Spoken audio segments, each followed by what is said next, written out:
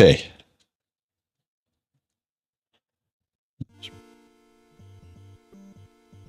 No, wrong button.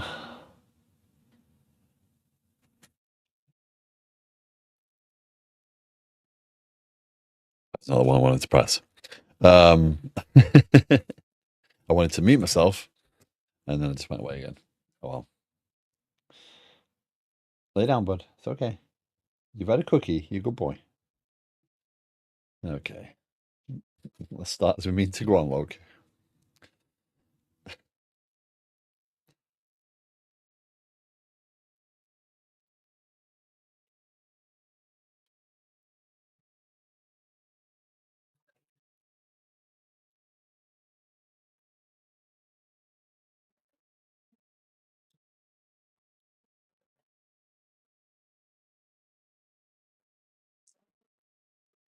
Okay.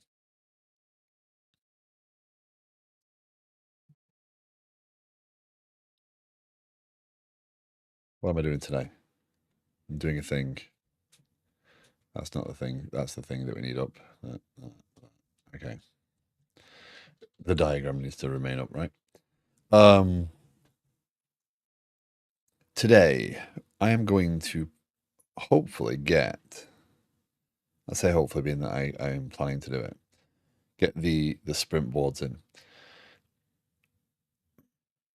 I've been considering what it means, how much planning I need to do. The irony of this project so far is that in order to get to the point of being able to plan something,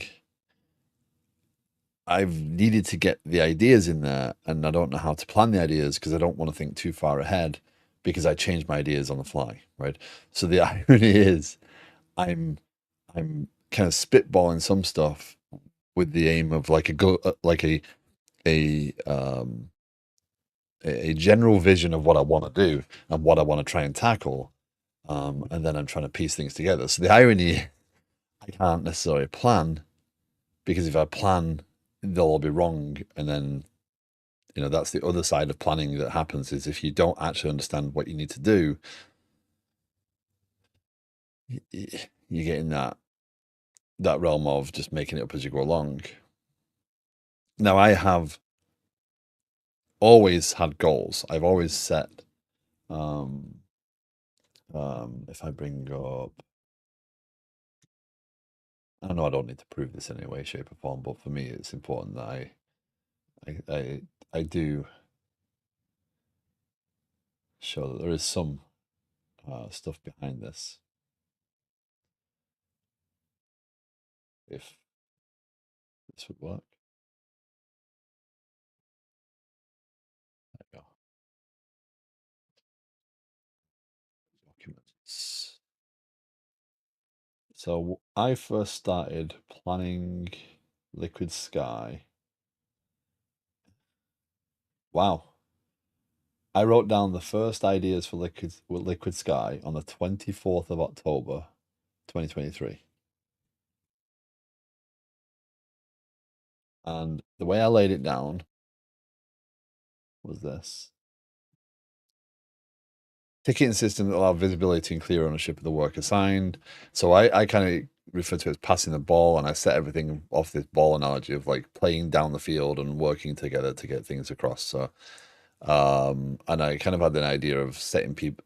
I got rid of these ideas pretty quick, because I was having fun with it, right? I was having fun with the idea. And yeah, this was from last October, 24th of October. So we've Liquid Sky is a year old in 2 days, essentially. So then I decided, okay, what do I need to do for MVP? Create a ball. And these ideas flowed from there. I kind of thought about, so they can log in, they can do all that. So I did consider what it meant to do some of this stuff.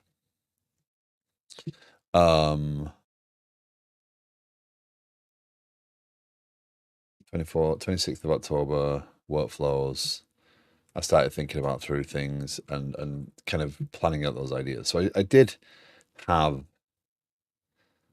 a general plan. I can download that document. Hey, Phil Schnabel, how you doing? Will this open?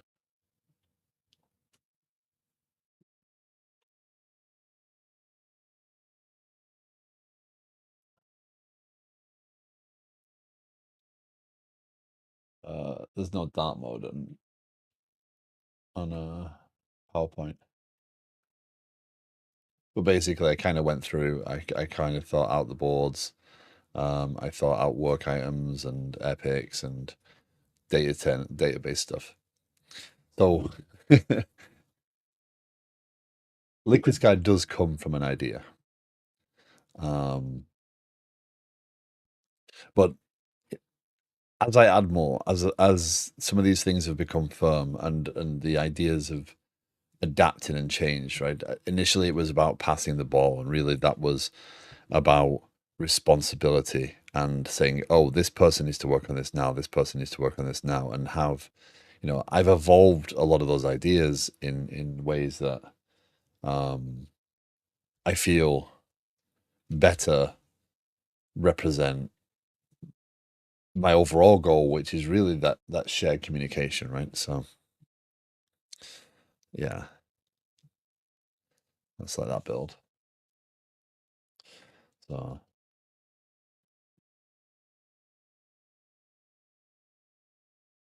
but what I want to do is I want to get these. Realistically, I want to get that workflow of, okay, can I create a planning item? Can I create a task? Can I assign a task to a user? Which we can't do that yet. Can I assign a task for a sprint? Can I drag the sprint into, can I make the sprint active? Can I drag the card from right through to completed? And then what does that look like? And then start planning from there. Like what workflows need to happen there? Because yesterday I went through a discussion, and it was kind of said in the discussion, it's really hard because a story in Jira has everything attached to it. And if there's QA effort and stuff, it just looks like the story's stuck and the developers aren't working in it, but it's waiting for QA, but now it's stuck and we don't know where that is. Well, we could create an epic and create different stories for different pieces. And I'm sat there kind of validating my ideas on this project, thinking about how might my software solve the problem that the others don't. So I keep testing it against what I hear, what I see, what I do every day, just to see if it still makes sense.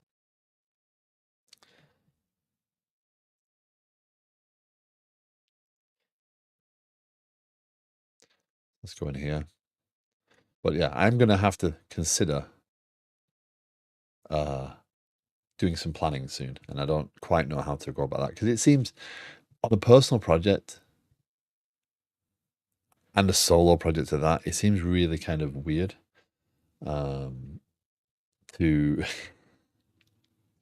test as QA. You mean the end user, right? Yeah, yeah, yeah.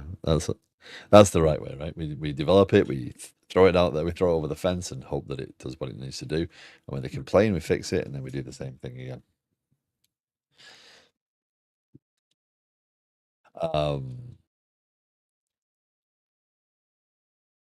But yeah, it's very hard to sit here as a solo dev, as someone who's, you know, um,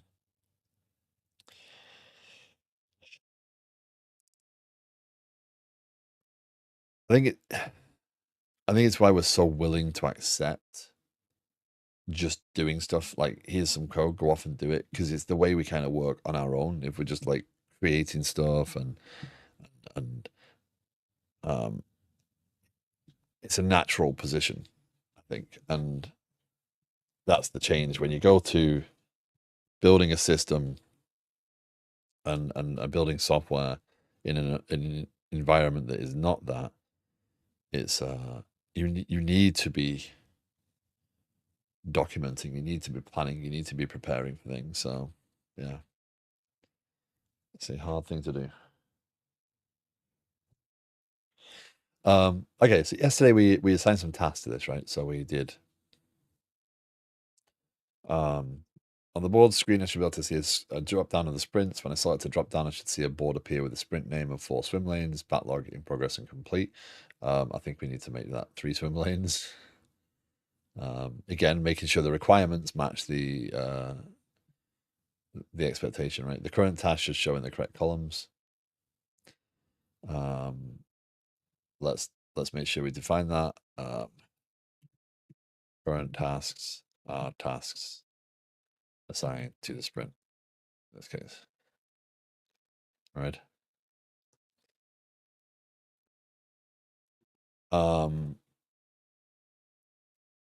Again, we got to keep clarifying this thing. No. You're not coming up. No. You've got a bed there. Lay down. I know, bud. I know, my friend. I know, buddy. I know. Hello. You okay? No, you're not coming saying hello. No, we're not doing that again. No. No. No. No. No, you got to sit on the floor today. You got to sit on the floor today. You got to sit on the floor. You can't sit with me. Come here. Come here. Just get clean the snot out your eye. You good boy? Come. Good boy.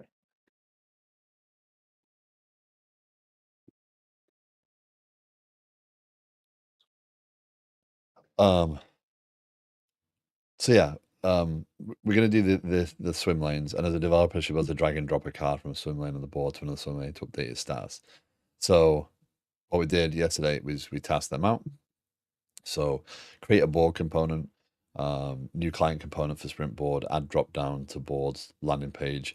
We've already got the sprint selection, so that's okay. Display a board with 3 swim lanes, right? Load tasks into the board. You know, query that out and build those queries, the store pieces, and then update the board to load the cards in. And then the drag and drop of cards. Add drag and drop of cards should allow dragging from one column to another. When dragged, should see that just updates there. When dragged, should update status of card of task. Right. I know devs that don't believe in manual QA.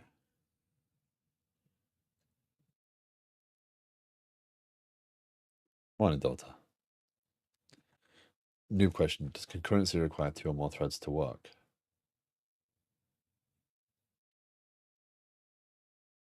Concurrency require 2 or more threads to work?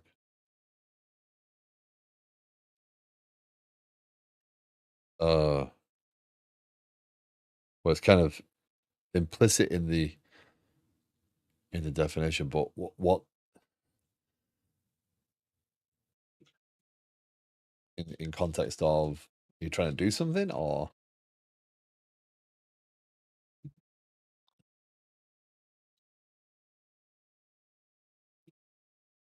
if you're talking about software, then yeah.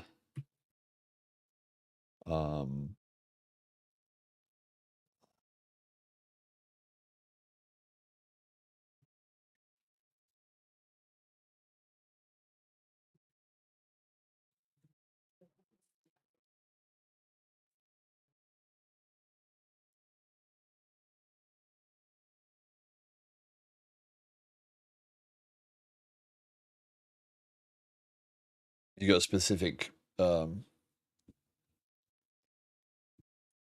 challenge, or you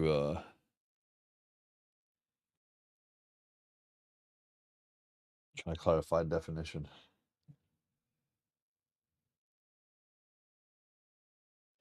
Well, async isn't necessarily concurrency. Not necessarily, it can be, but it's not necessarily concurrency, right?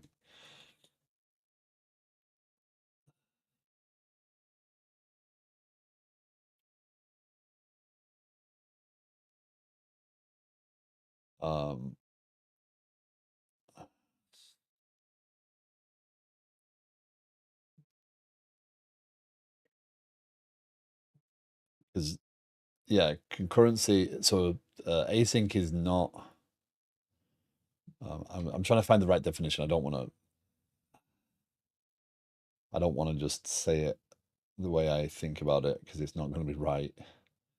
It's just my general understanding. So asynchronous is more about letting the computer schedule things than it is about concurrency necessarily.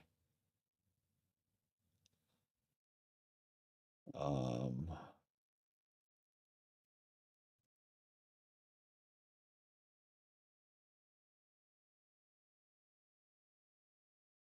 um, is that a good explanation?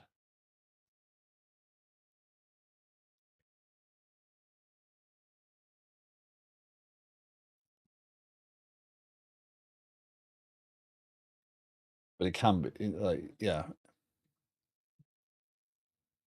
You're trying to find the. I mean, are you trying to look for um, the technical definitions, or are you trying to find a solution to a problem?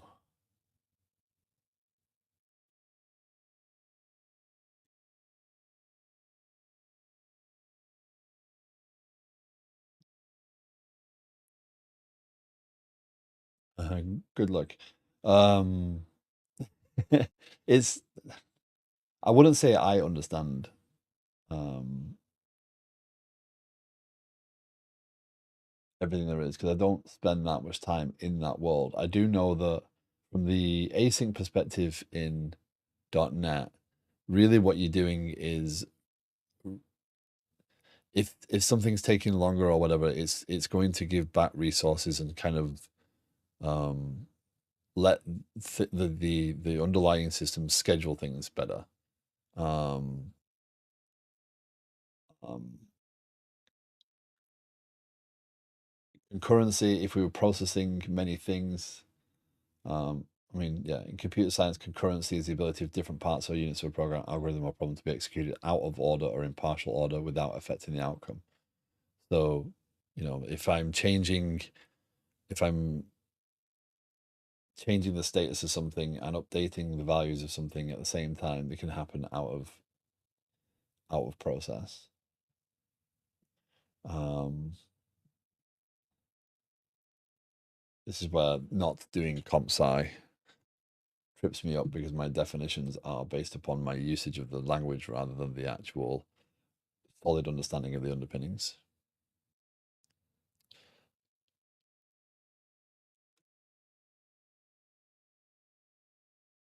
Um,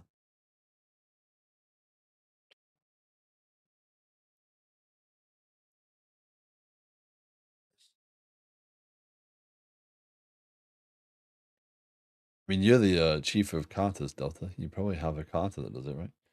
Um, I mean, is a particular concern, Emil? Are you trying to just understand the underpinnings? Um, I'm trying to find is I'm just trying to see if there's anyone that gives a good definition. I know that async can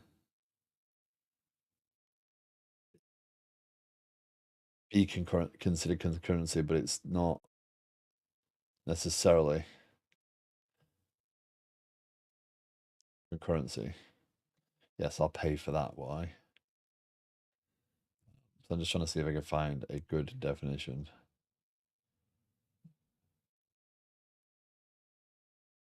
Stop putting things behind paywalls. Yeah.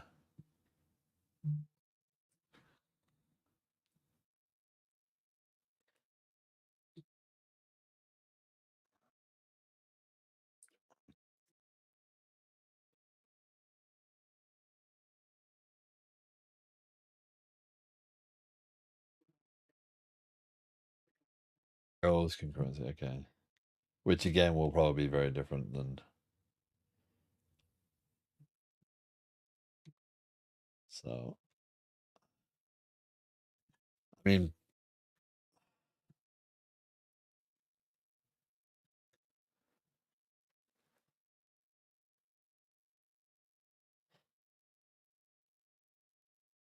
go concurrency patterns. Wow, from 10 years ago.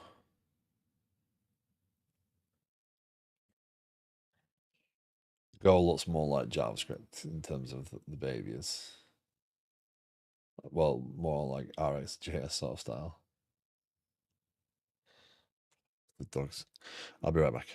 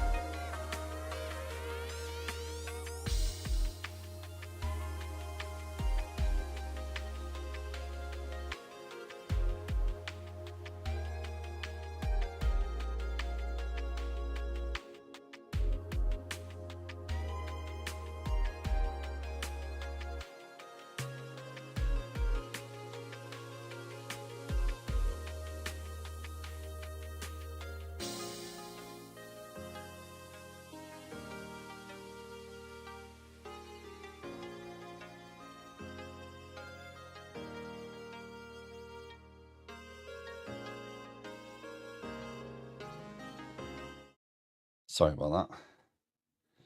Loki just told on his sister she was chewing something she shouldn't do, and he went and cried, so she got in trouble. I think that comparing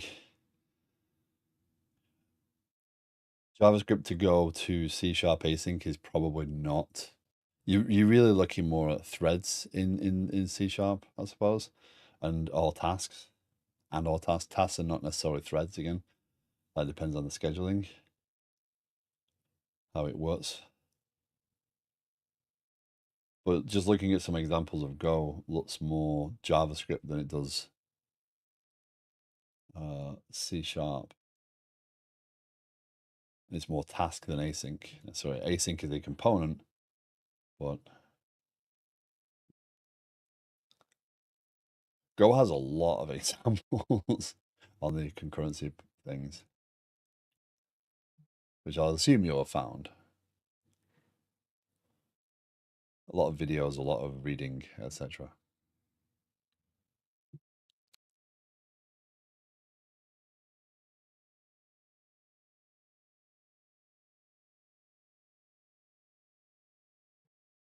Okay. Yeah. I'd go off and I'd find a small example in if it was me trying to learn the differences down that way, I'd try and find a small example of doing something in JavaScript that you understand. I'd then do the same thing in C#, see how you do those things, like how you tackle the same output, and then do the same things in Go and see what it looks like. Because you'll learn the differences by having to struggle through some of those things. Like go with what you know the most of, build out something in the other languages and see when you get to the same sort of behavior and that you understand the differences between the things. But yeah, concurrency.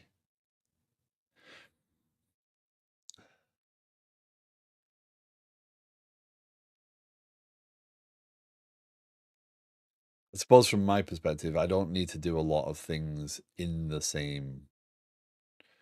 Like if I'm doing something that needs to be running multiple things in .NET, I'm using tasks, which again underneath will schedule threads if it needs to, but overall it will just kind of balance the requests. So if I need to run 4 things in parallel, I'll create 4 tasks and then I'll run them. And I won't await them because if I await them, I'll block on that and it'll make it synchronous. Yeah.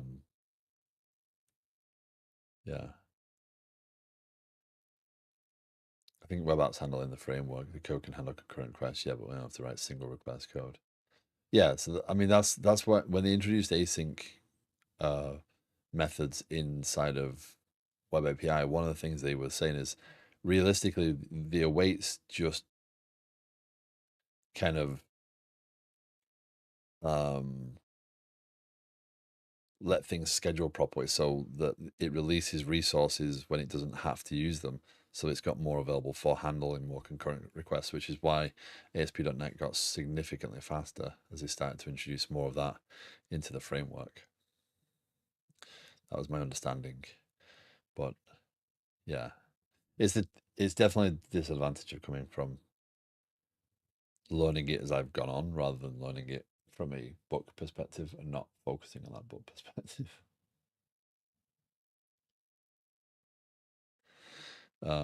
Okay,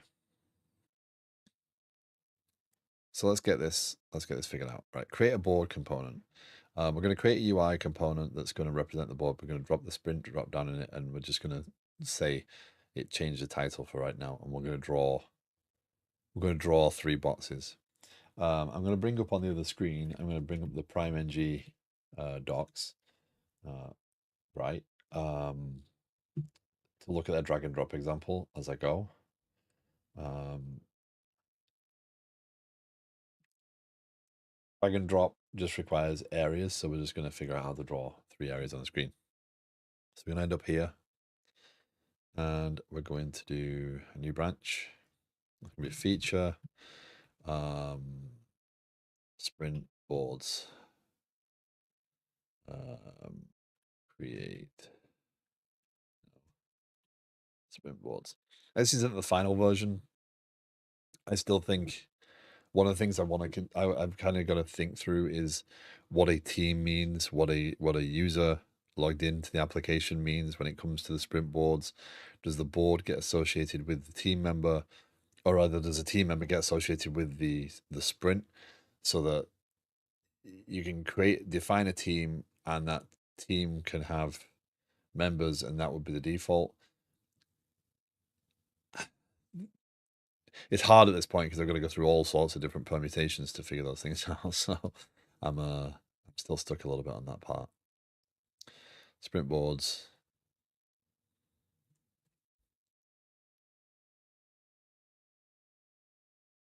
Okay.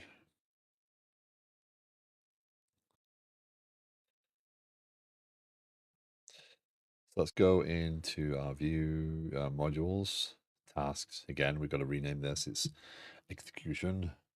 It's not tasks. Boards. And then here we're going to do what? Okay.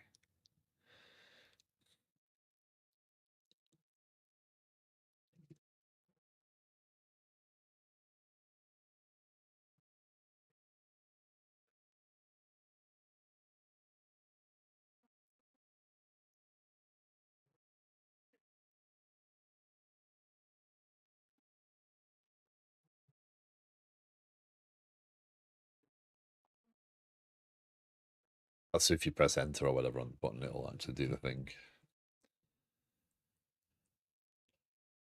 So we have the create sprint, and now we need to create a board component, and that's going to have the drop down in it, right? So let's start here. Now, I actually think a lot of this is going to change. This is going to be version 1, where we're going to focus on a sprint board. There's all sorts of other things in here. There's time. There's, if we start calculating burn down and all those sorts of things, there's a whole lot of events.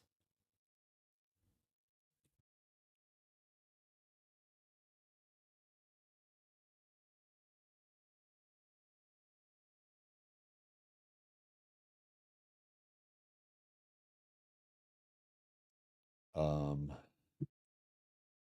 yeah, there's all sorts of other all sorts of other things that are going to go into this. So I'm like my brain's spinning on all the options and all the things that need to happen just to make some simple things work now. This is Let's do just sprint board for right this second.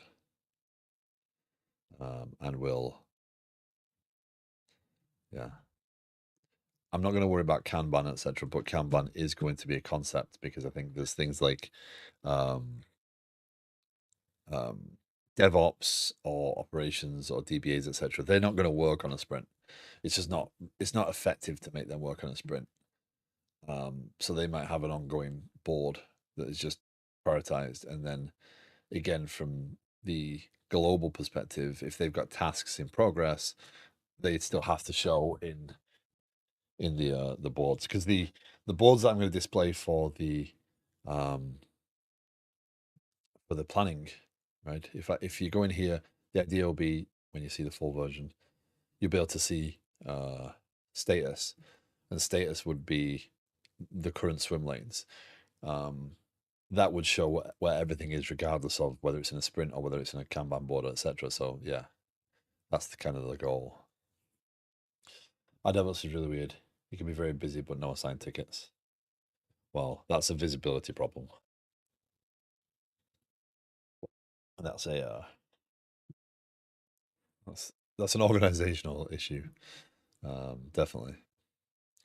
So the first thing this is going to get is it's going to get LS sprint select.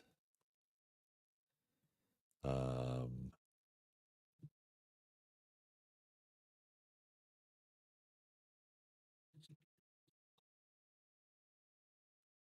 uh,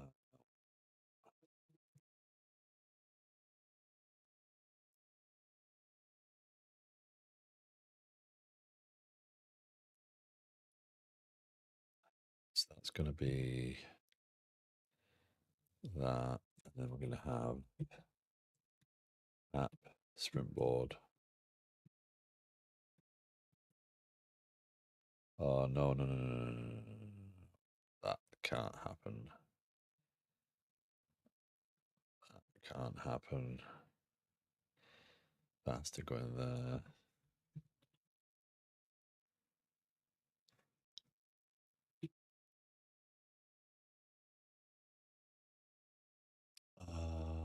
You're right though, no visibility isn't ideal. Yeah, even if they're working on like side tasks and whatever, it should still be tracked just so that you can make it visible. I don't know the role all to understand it. Yeah. Sunshine, hi, how you doing?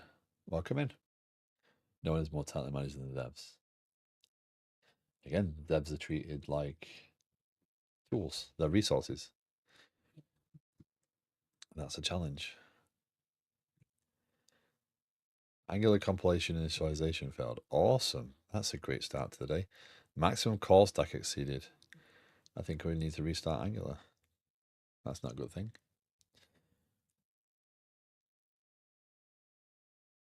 I probably got some weird loop going there when I included references wrong. Oh.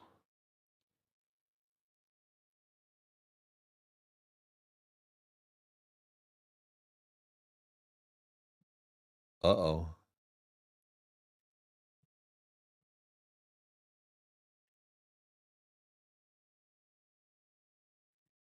Maximum call stack exceeded.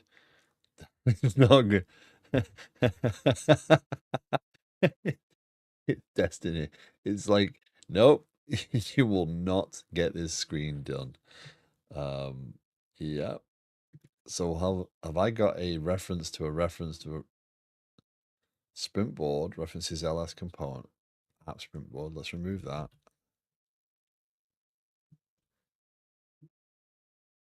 Nope, that still breaks. Task module.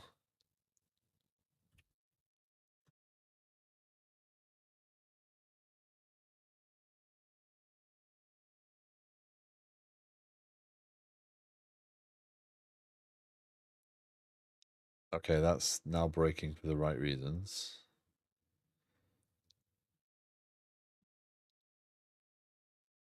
Let's remove that. Now it compiles again.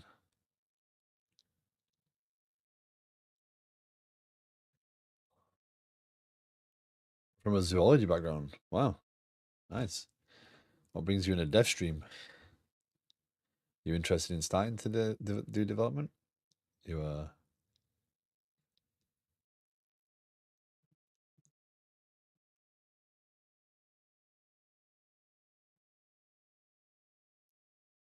oh, that's busted.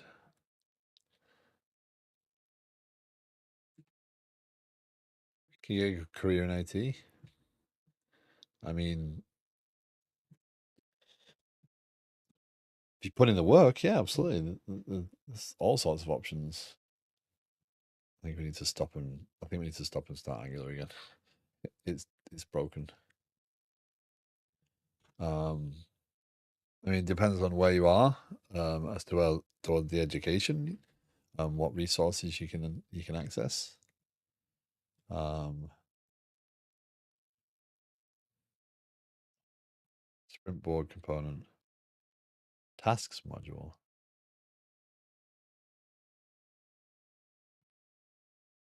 Uh, but yeah, you can.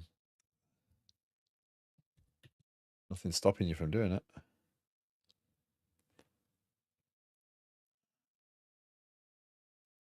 But it's not standalone. Sprint board component appears in imports. Oh, that'd be why. Um, yeah, I mean, is there something of interest? Is it just the concept of a job, or is it the concept of is software development interesting? Not declared anything. Okay, so let's do. So what we do is we declare sprint board component, right? Just log through some rough gigs before I got to an okay one. Yeah, no, it's not a guarantee, right? Sprint select.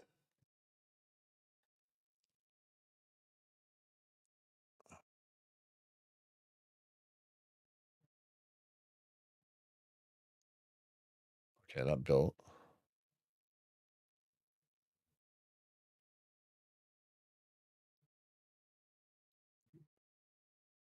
Yeah.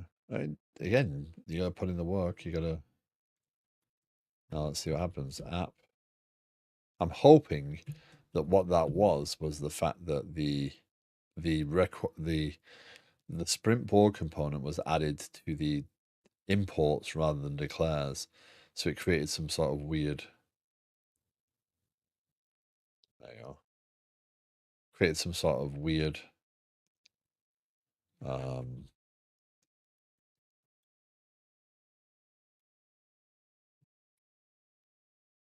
reference cycle. So there you go. Okay, so we have that. Again, this is not going to be perfect by any means. It's just going to be um,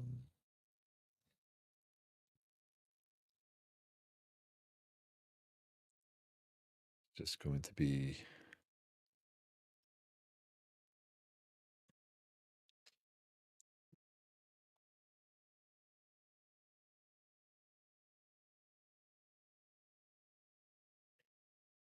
enough to demonstrate the concepts. Sorry, I'm thinking at the wrong time there.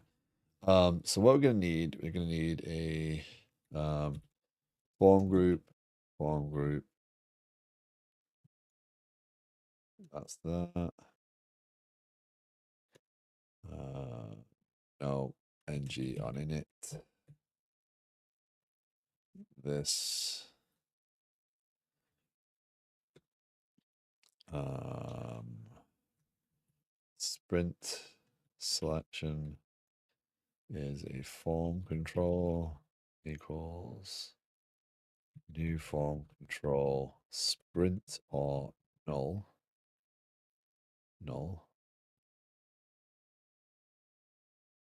form control.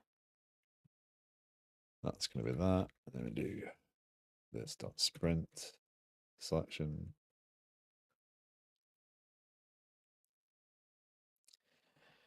And we're going to do dot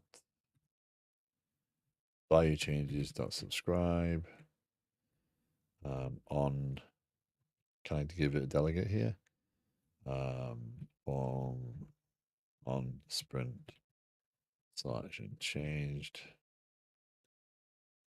Private on sprint selection changed. That's not correct. That's not what it's going to give me, is it?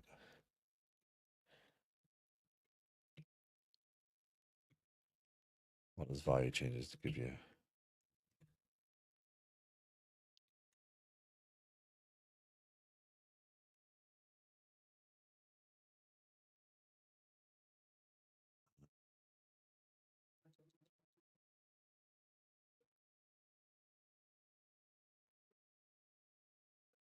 So when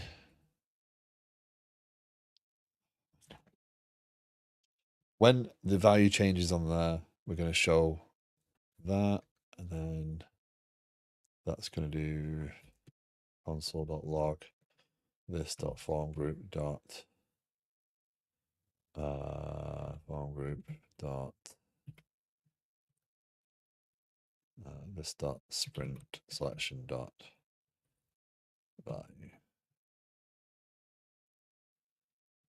and then implements on init. So then we're going to wrap a form around that. Form group equals form group. I think the last couple of weeks I've really started to embrace more of that componentized behavior. And what it means is that I end up starting to name things the exact same thing every single time. Because again, the selection of the sprint is a component. This component, this board component, has its own behavior. If there's other things that have behavior in here, I'm going to create components for them and give them specific behaviors that hook into the whole. And it just allows me to, I think I'm starting to finally get the idea of components and embrace more usage of them rather than trying to build entire things that do all sorts of stuff at once, right? Because this control, I could be loading sprints, I could be doing all sorts in here, but now I've got a control that gives me a sprint selection and I just use it as I need. Right. So if I go in here now and I open up that, close, no, I need the console, don't I? Do the drop down, just for reference. There you go, next set of work, verifying projects.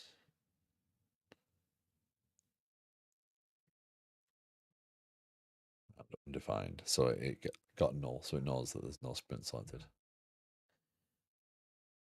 There you go. So now we need div class equals pt or just for the sake of it. Now we need div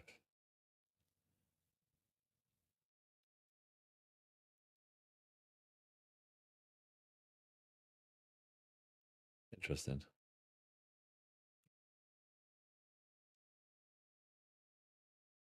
I'll be right back. I can hear two little dogs barking like mad, and that's not fair.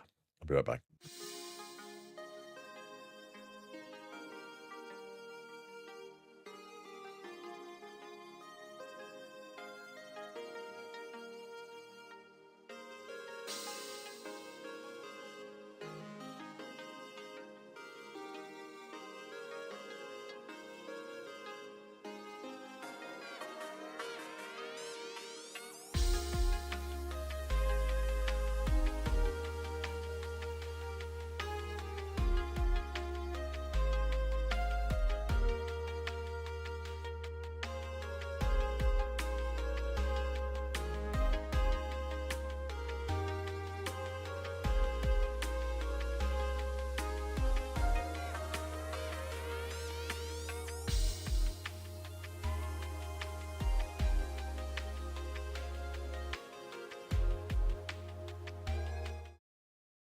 One of them days. I'll put the headphones on for right now, just in case. Yeah, so this is going to be a grid calls 3 div. This will be, for right now, we're going to call it backlog still. It's the sprint backlog rather than the actual overall backlog. In progress and completed. All right. Let's see what this looks like. Okay. And H, ball, B, border solid, border, amber,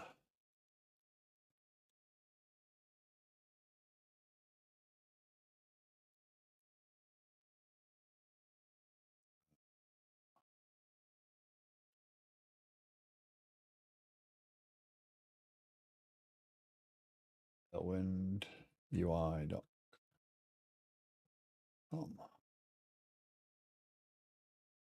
Components. So I'm hoping there is something in the Tailwind UI that offers this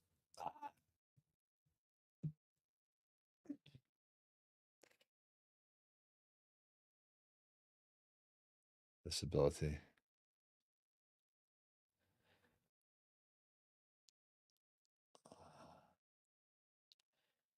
Oh, that's a lot of Tailwind.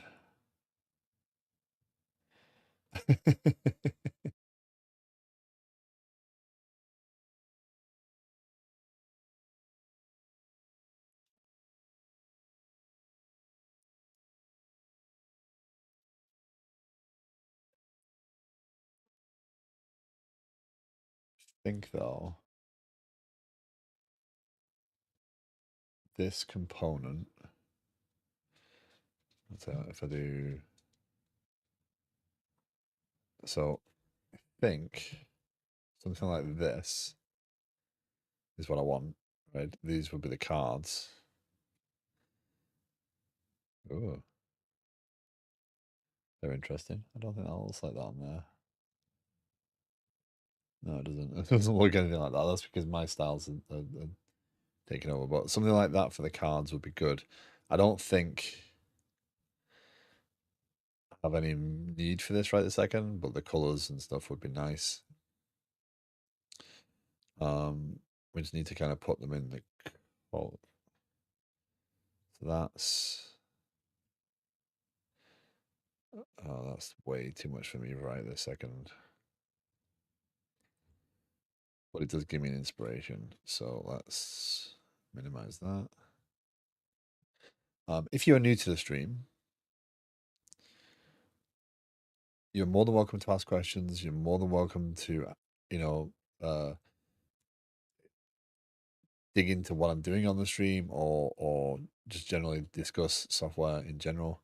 Just generally discuss in general.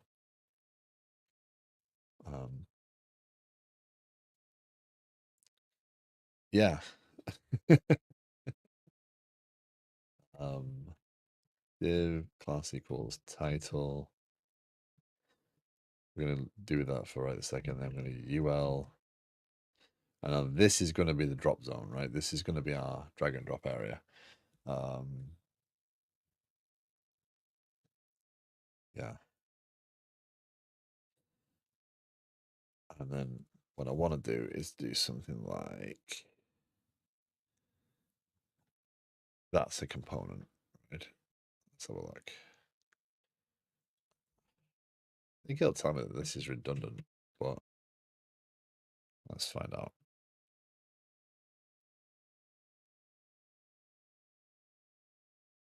What are you chewing? Come here. What are you chewing?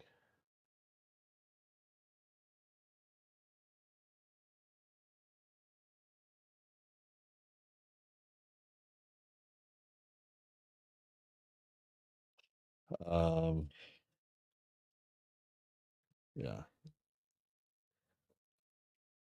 Implicit defining this. It should be avoided. Yeah, I figured it was. So let's go and see what that looks like. Looks close.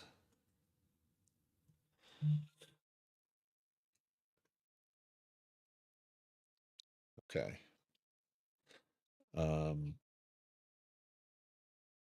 Let's make that BG. Right. That doesn't work. The BG blue. I don't think that's going to do what I want it to do. I don't think it's going to be. Yeah, that looks a little softer.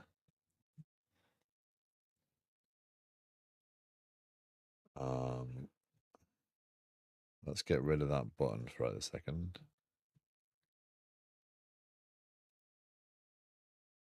And this would be unnecessary.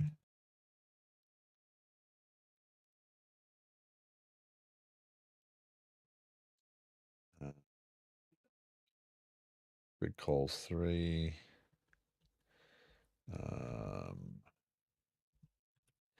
Class equals P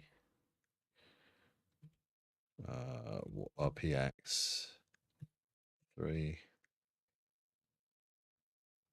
I just changed the width of that. Okay, that works. So these would be the cards. I don't like it necessarily. If we get rid of that.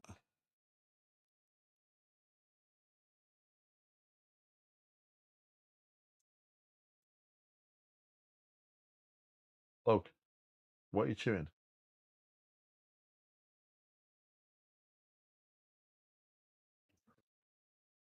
Yeah.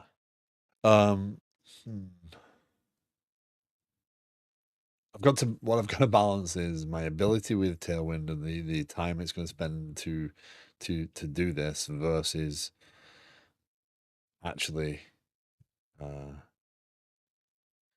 and drop in general for this component looks very jQuery like.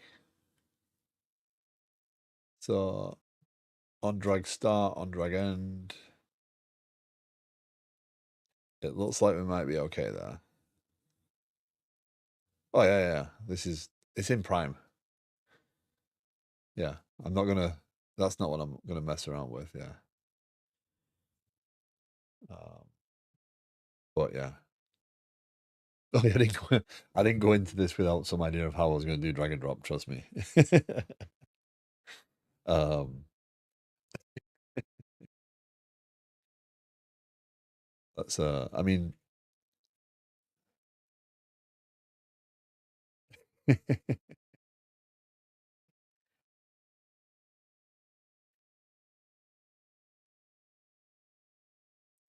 um, new project implement drag and yeah.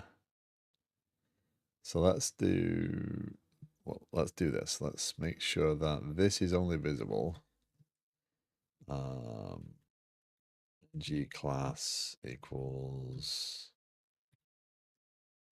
display is sprint selection that has not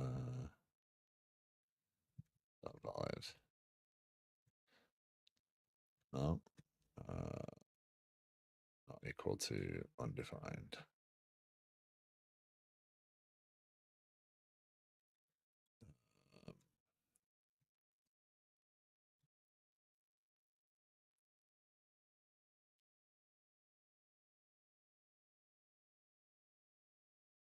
I think that's that.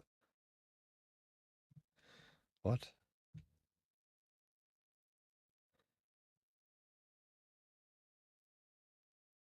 Oh, object.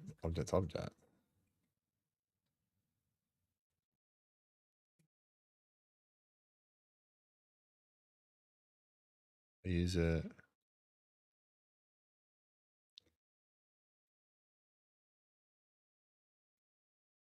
Yeah, use it there.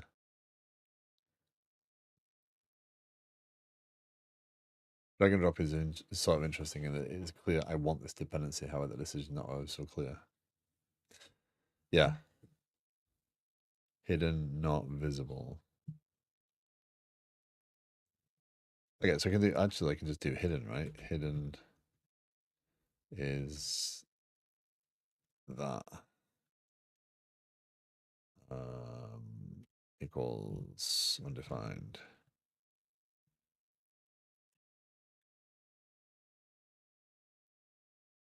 Sprint selection is undefined. That's kind of. Oh no, it's not. No, it's not. Dot value. That's the thing. Value. There you go. That helps.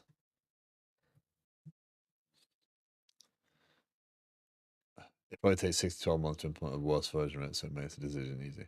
I mean, depending on what sort of if you've got a decent team of experts in JavaScript, etc., then you probably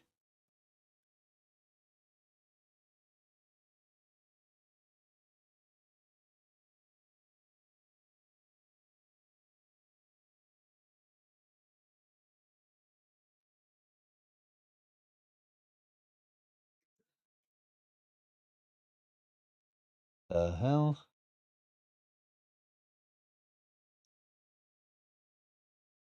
I don't know where the dog pulled that from. Um, there's a staple or something in the floor, and yeah, a company like Netflix might want to implement their own, but for most companies, they aren't into the UX to that. Yeah, you've got to you've always got to evaluate not invented here versus what are the risks and the drag and drop might be kind of easy, but then you've got all the quirky cases. You've got to scale for mobile potentially, etc. Like for this, I will probably disable this at the mobile level, right? I would just basically offer you the chance to select several and say shift to this. I'd offer a different UI experience based upon mobile. Um, if I was if I was focused on that right this second, but yeah, you've got to balance not just the time it takes to develop it, but the time it takes to maintain it and how flexible it is and how it fits in with everything else. And yeah, do you have any other dependencies? Um, is another is another thing.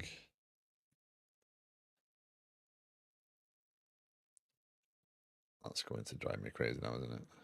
Backlog. Yeah, that looks better. So that's H3, H3.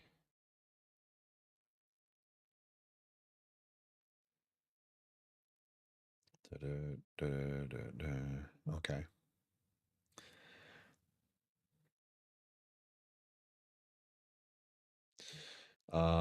So this would be let's get the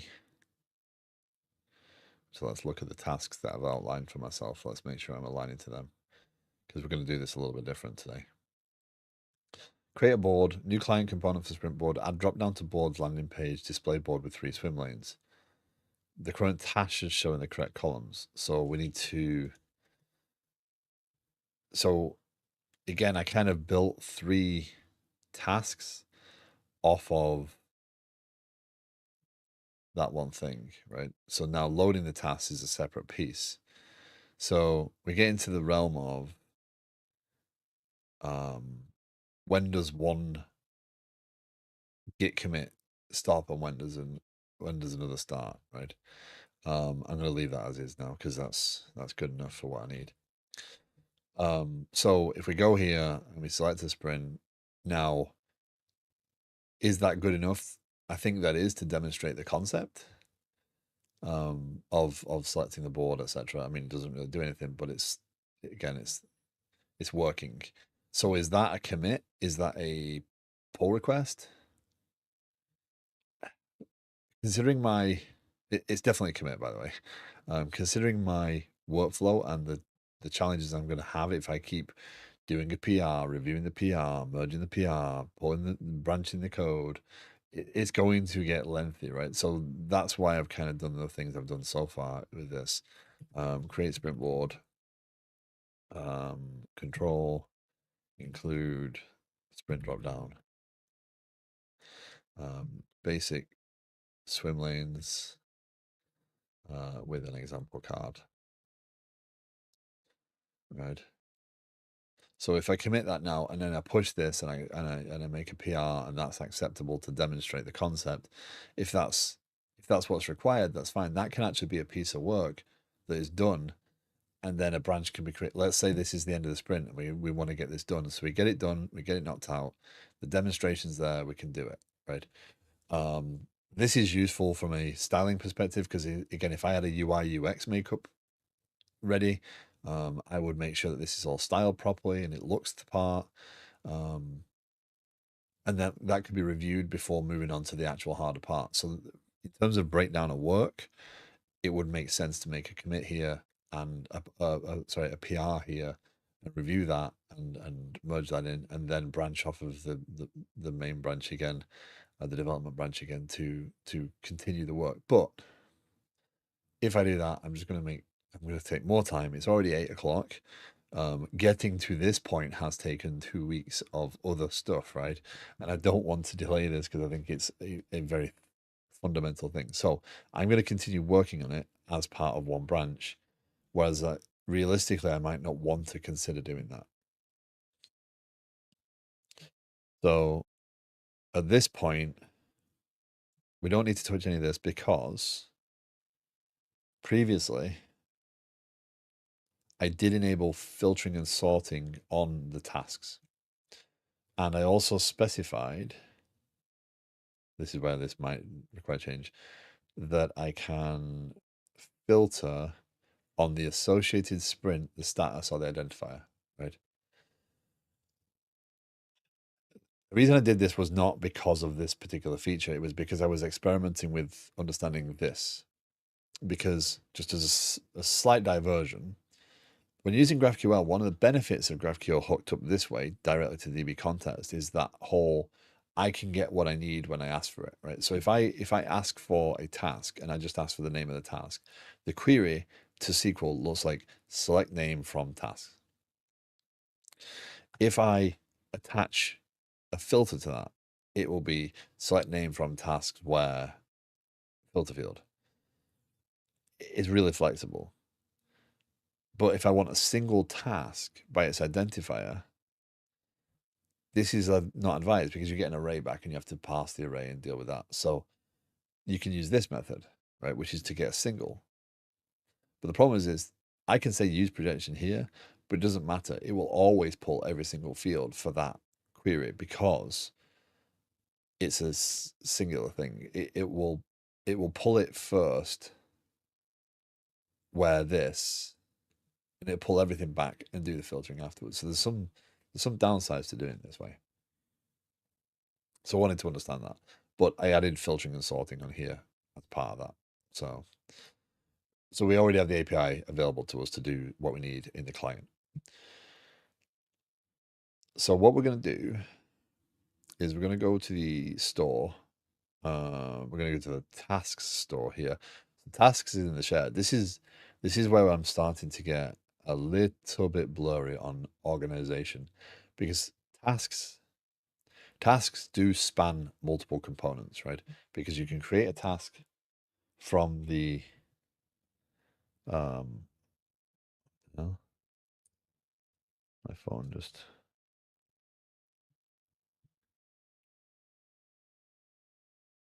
um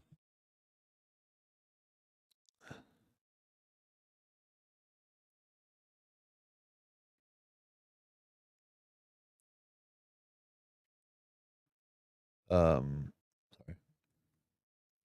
um Organization of stores is kind of hard because this task store lives in here in shared because it actually you have to create tasks from planning and you have and so it doesn't always feel right. So I'd love to review this stuff.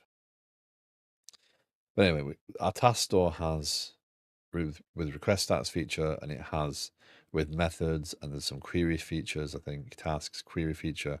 And in here we have load detail, load. Load is going to load the entire store with the initial tasks, and then load detail will actually pull additional information if needed. This query could contain more, and it loads the detail up for that thing and sets its thing. It also decides whether it needs to patch it. So if it's got a date time newer than the server says, it'll just ignore that server pull. So again, I'm still, data access patterns there are still blurry. And I'm kind of now deciding these as read and write rather than query and write. I'm saying read and write in some. So again, patterns, they matter. Okay, scratches and consoles, that's not what I want. Project. Oh, is it not? Yeah, it is. Okay. So let's create a feature. TS file, TypeScript file, and this is going to be tasks computed feature. Yeah, let's just go with that for a second. Now this is going to look awfully like, oh, I did Sprint computed feature, right? So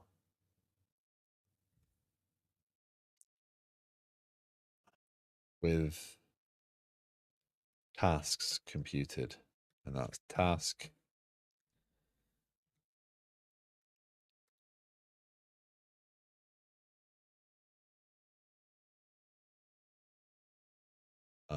Now this is not sprints by name. This is tasks by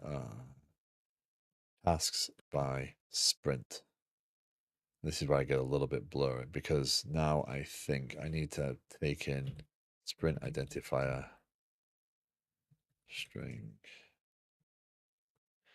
Yeah, and I think that's where it breaks down a little bit. So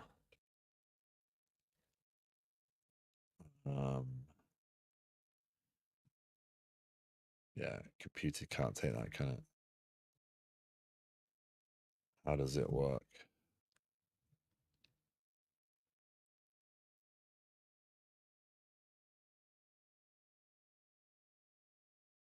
Is that actually what I want?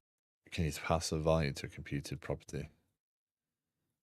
You passing values to computed functions, signal store. This is NGRX signal stores I'm using.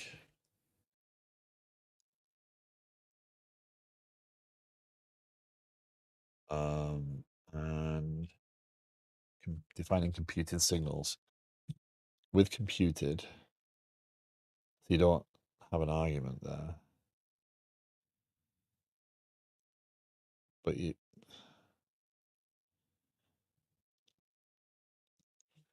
Where's filter come from? Filter is not there. What is filter? Is filter a concept? No.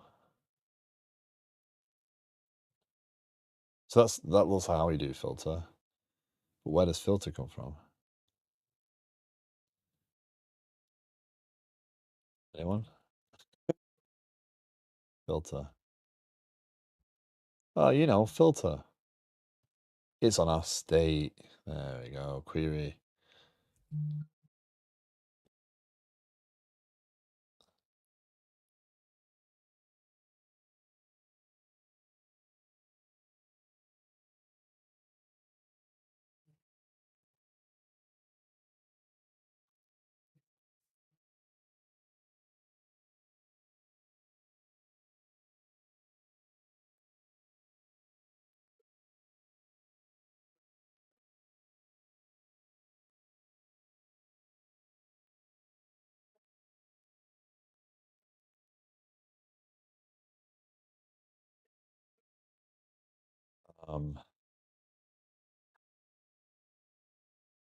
Okay, so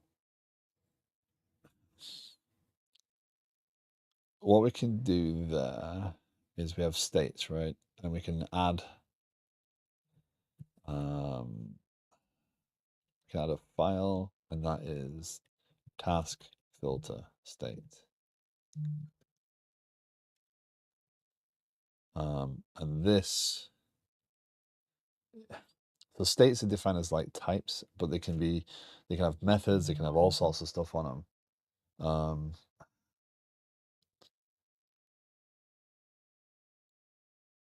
And you can combine the states. It's like changing the shape of the actual store is kind of how it works. So export type um, task filter state, you know, and then the filter would be so in here they have um, query order. So let's do um, sprint identifier, sprint ID string. Actually, define it as sprint. It's define it as an actual object, but no, they do define it as that. Okay, it is defined as not actually string um, order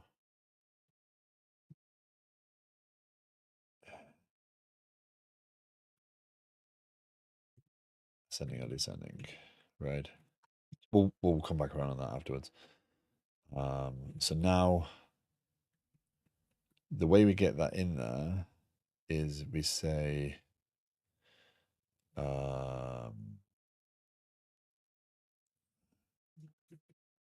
with state task filter state, I believe. Yeah. That comes from states, so we're going to make that export star from task filter state. That cleans that up a little bit. You don't need that.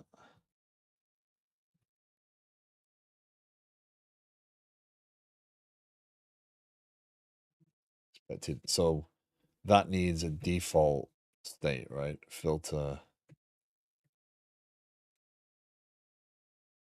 That's what that's asking for. No overload matches that call. With state, initial state. Initial state is okay. Filter is that. That's test filter state. That's fine. So many closing parentheses. Curly brace there. And that should then allow me to have filter there. So then this would be the actual filtering.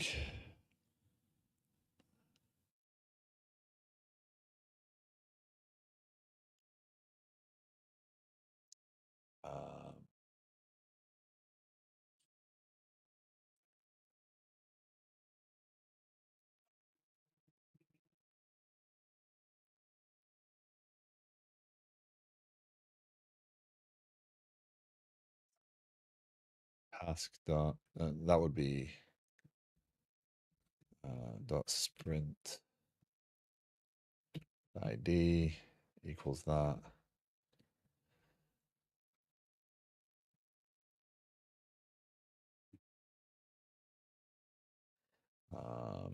If not, return entities. Otherwise, return filter. Yeah, that'll do. Hey Mojo, how's it going? So then we do on our task store, we need with task computed. That should be that there. So everything's kind of like a, you can add in state as separate things and it kind of just mutates the shape of what state looks like for that thing. So it can have all the data, but it can also have kind of context, and you build up this complicated object through composition. And it's, I'm not sure how I feel, but yeah.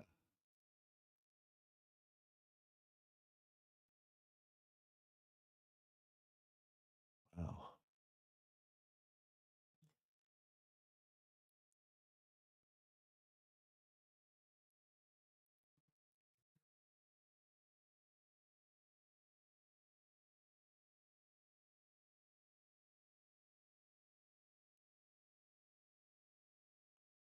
E-sharp star question. if x is greater than 100 and x is less than 200, or I.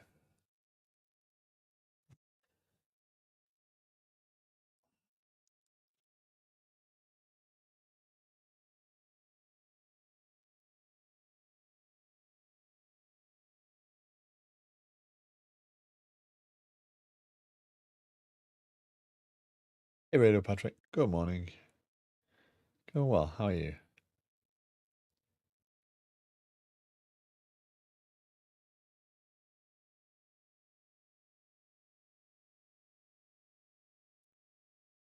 Yeah, I figured. Uh, so not too bad. Just eating breakfast. Oatmeal. um,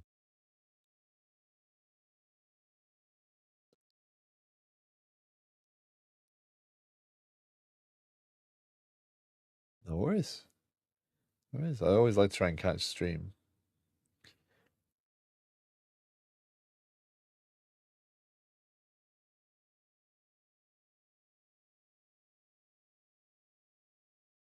Uh,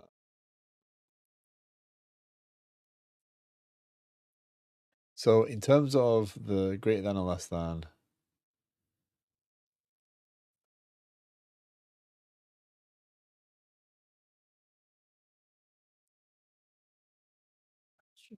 I think the readability goes in the first one, but in the second one, I've actually flip flopped a little bit on um, ads are about to start, just as an FYI. Second one, I kind of flip flop. I definitely prefer is not null over not equal to null, but I have started using the object um, syntax a little bit more. I like the pattern matching availability of it as well. So if you're not just validating that it's an object, you're validating that it's an object with a value. I kind of like that last version. But is not null would be my go-to if I'm just checking if it's not null. I don't. It keeps suggesting the curly brace version, but I'm not sure I like that from a at a glance readability.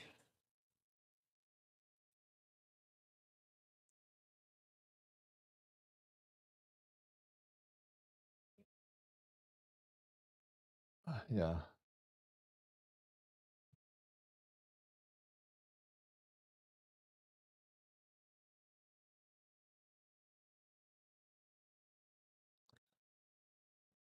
And as for the if,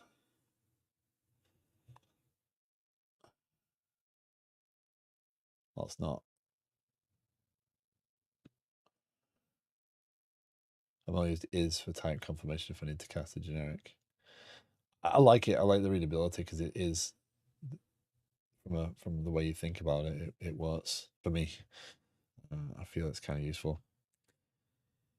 Okay, so we have tasks. We have a computed feature now. So in here on change, we should be able to do. We should be able to inject read only store. Again, we should only be having one store here. Um, Ironically, it's sprint board and it's tasks. Inject tasks store. Well, not ironically, it's the tasks board, not necessarily, but it's representing by sprint. Yeah, we'll get there. So we inject the task store, and then on change we do this dot store dot um, tasks by sprint. How does filtering work actually? So yeah, how does it work? That's a mess.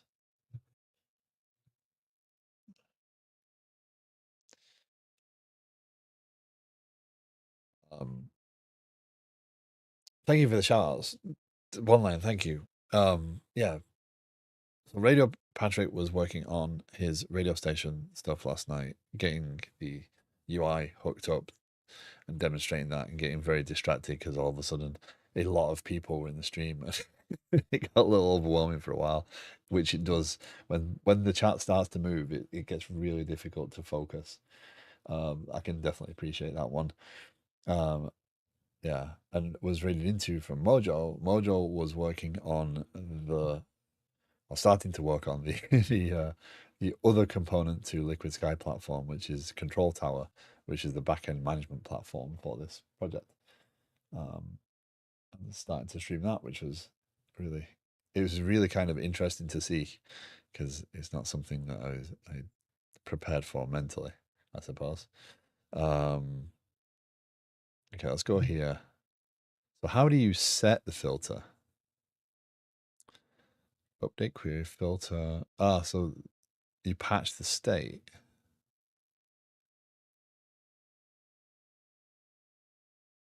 Sorted box. So direction filter. I don't get it. State filter.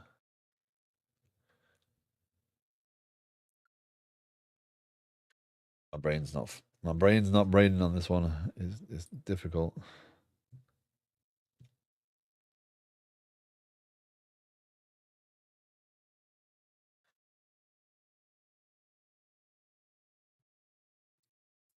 Update query. Load by query. Just box filter.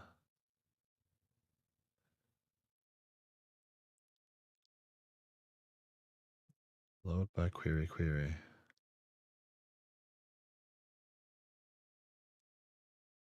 I was also not prepared mentally. Yeah. Made me realize just how much definition we probably need to put around naming and ordering and figuring things out. So with methods, update order, update query. But that doesn't apply by default. Load by query.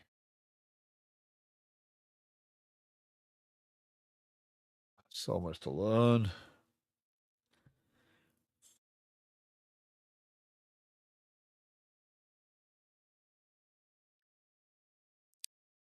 So maybe computed isn't what I actually need there. Maybe computed is actually irrelevant to this piece, right? So we can filter them, but this tasks sprint, there's no actual usage of that in their filter. Their query actually comes down to here where we call the service with a query, which would make sense because that's what we actually do. So we remove, we don't need this. We do need this. Let's delete that for now because yeah, that makes sense. That does make sense. Now I see it. It makes more sense. With state, with methods, go away. Delete file, save delete. The file has one usage. It's not view usages. Yeah, that's fine. We just that one's fine. That one just gets deleted. Delete. Yes, delete anyway. I'll deal with the consequences. Right. Yeah, because we don't need task compute. That's why. Brain, not braining. So realistically, we don't need that there. We need that with tasks query, right? Because what you do is you kind of represent what it looks like with everything single piece. It's still very very new to me overall. So then what we're going to do is we're going to say async um, load by filter. Let's go with that for right a second. Then we're going to do that.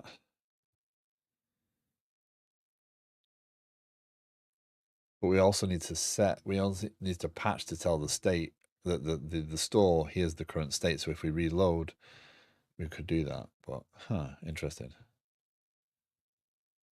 So now this piece does not sound like that bus is doing too well. This piece, we are going to need to, let's open banana cake pops going away. Oh.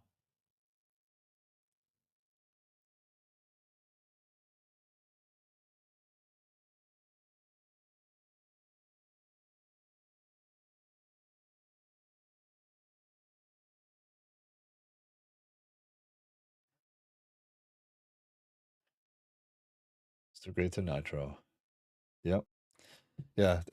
So Mojo was going through updating Control Tower the other day and said, "Hey, there's a new version of hot chocolate to look at." So I updated it, but then we were looking through the specifics afterwards because the documentation hasn't changed yet, and it introduces some weird, some DB context changes.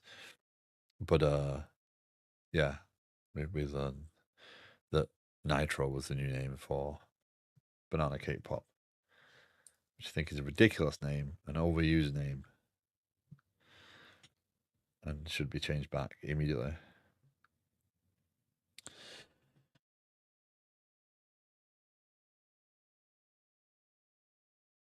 Yeah.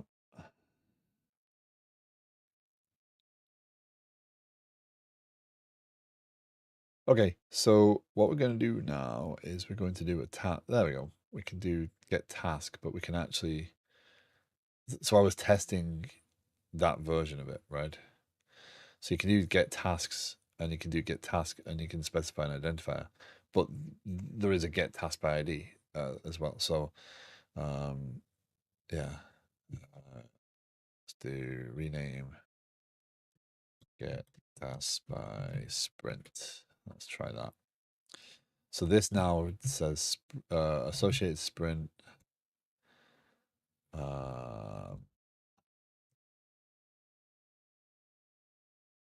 Identifier equals identifier.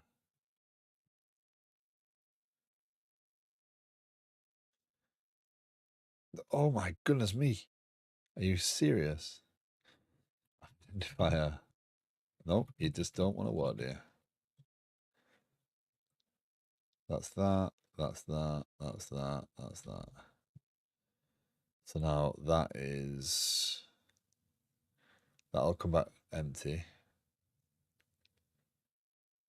Oh, current user is not authorized. That'll definitely come back empty.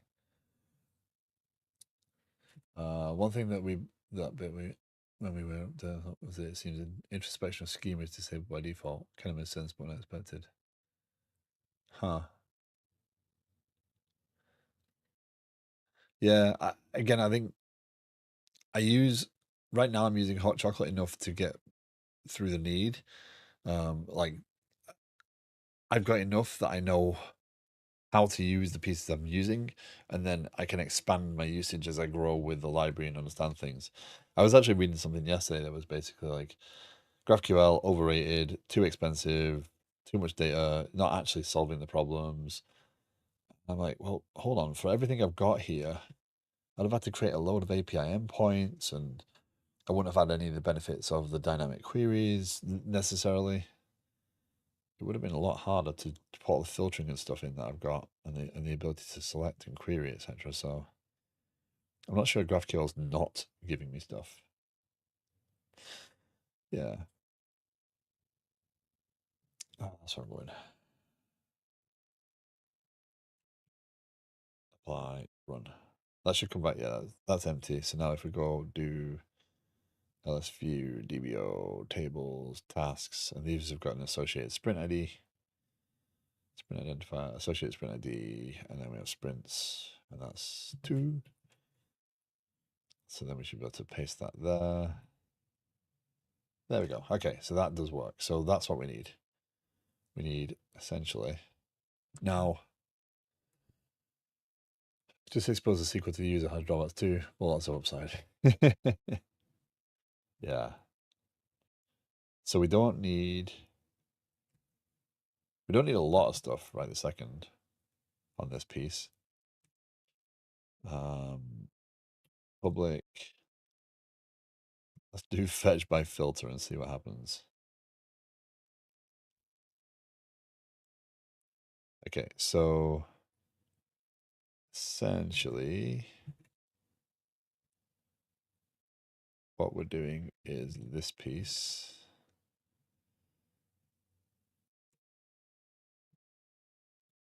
So let's just do that for a second. Nope.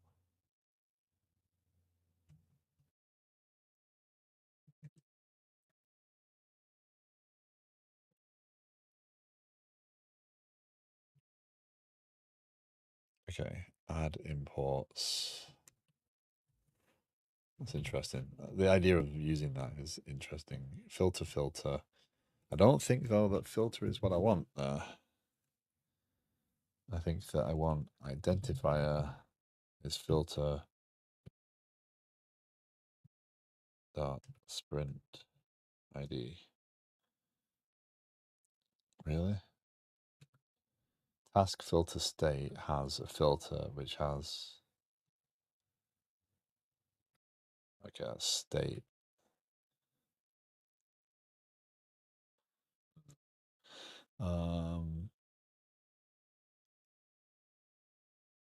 Every time security was the main factor, people would choose not to use it.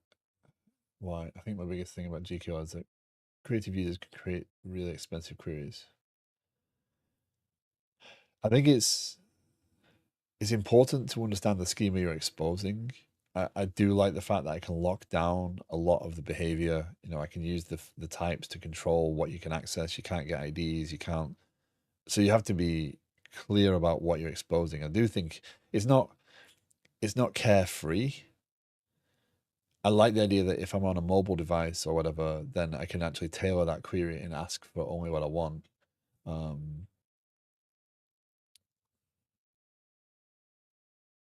But so there is a risk there, definitely.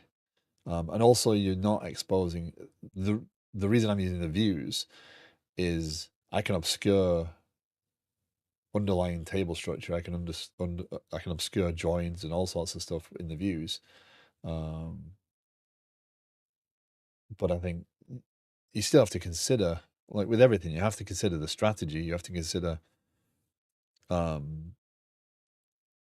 what it means. But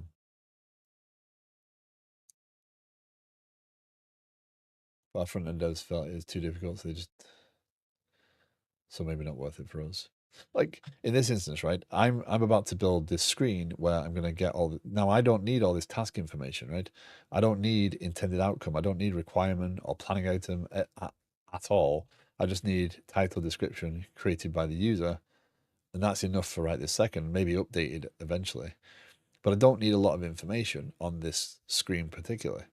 I probably don't even need description, right, for right this second.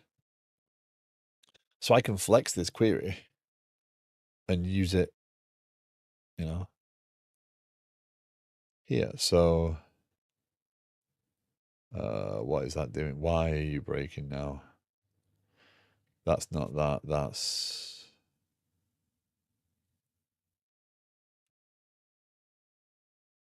promise void. Breaking on.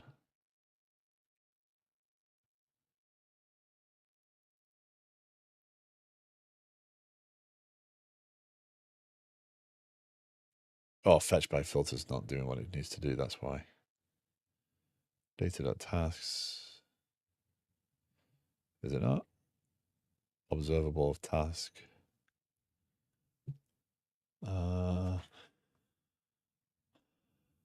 Energy cars projects from multiple tables at once. Once again, it is felt as too difficult, so not used, so instead run through queries.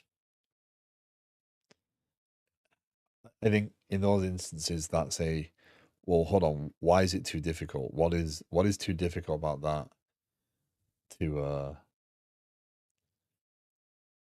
and yeah. I don't personally see the difficulty. Do I think I'm getting the most out of GraphQL? Well, sometimes three queries, if three queries are primary key indexed, then they might be faster than doing the relevant joins, potentially. I'm not saying they are or aren't, but Sorry, I'm trying to find a position where I can stretch my legs out because my knee's hurting, but the dogs are sat right underneath me. So forgive the awkward angle that I'm about to be sat.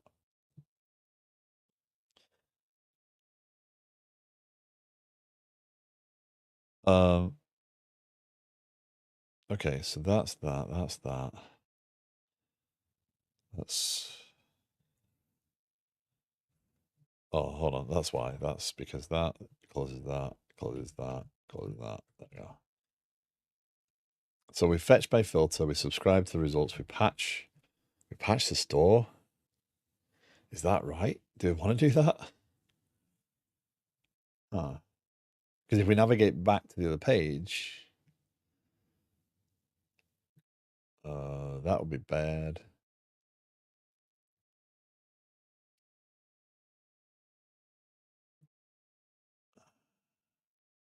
Query change, order.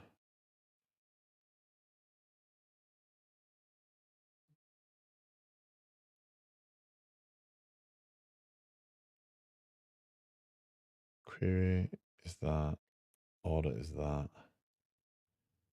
Don't quite get it. NGRX books filter. Where do they create the filter component?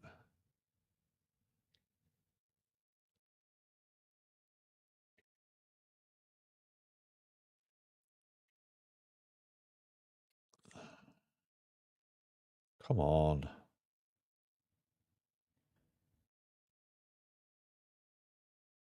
Bookstore, bookstore, bookstore, bookstore, books component, bookstore. Oh, we never have the filter component.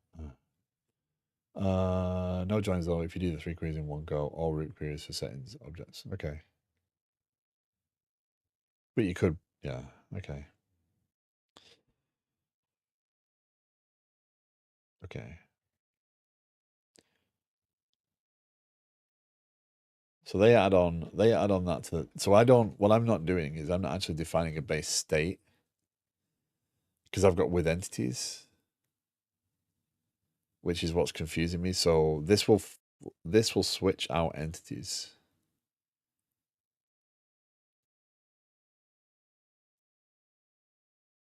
Um,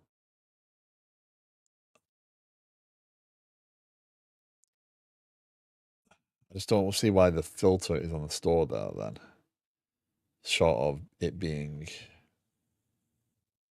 yeah, const query, refetch books whenever the value of query signal changes. Query. I don't get why.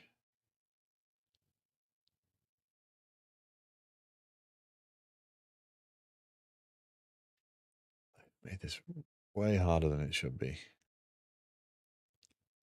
Load by query. We pass it in the service. We pass the query in the service. I get that part. That's exactly what I'm doing. I'm just not doing. Yeah, there we go. The update query is the challenge. So in the UI, the sprint board, that's load by filter, but that doesn't need to be that because um, oh, okay, I can do that. Sprint selection, this dot sprint selection dot value. If this dot form group is valid, and this dot sprint selection dot valid, and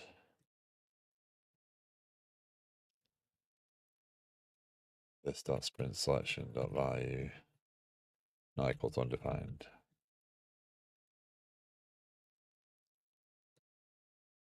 Else this dot store dot load all. No, because else it'll disappear. We don't need to do anything.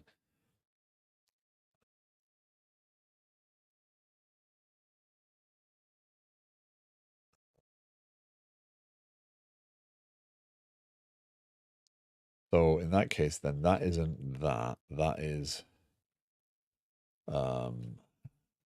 that's load by sprint. Oh, that's going to be patch state store filter is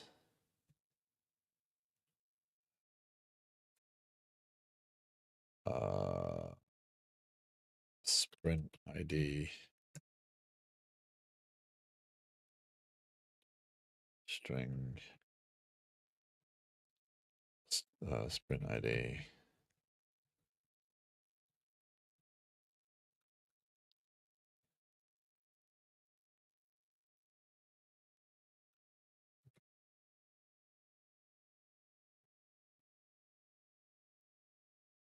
Why does that not like that? Because I assume that needs to go past the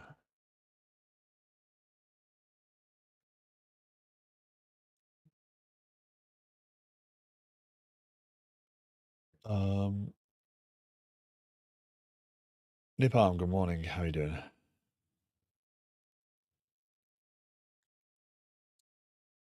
Stuff is not. This is not my forte, is it? Oh, because I'm not doing the thing right. State, and then we need to do that.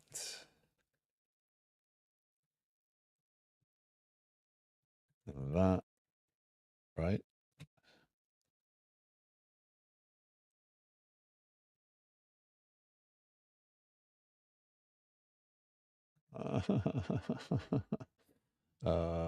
Store dot filter.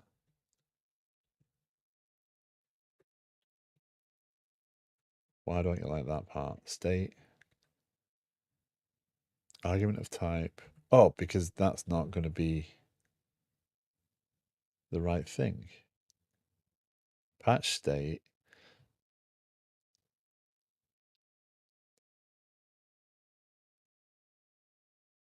That's that. But it doesn't feel right as task filter state.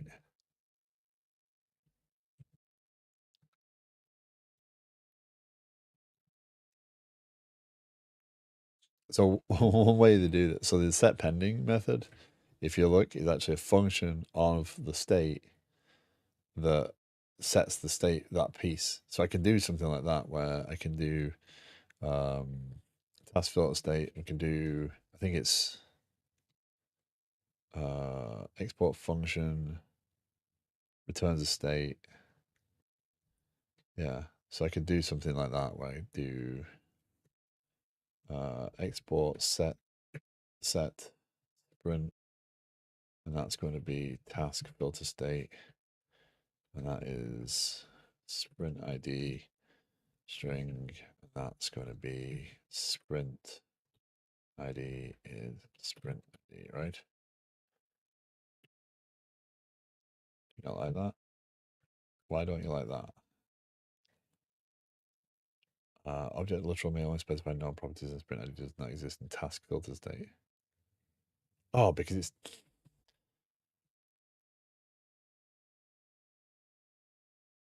that might be some of my confusion, might it? Do I need that? I don't know. Do I need that? That's the state. What don't you like now?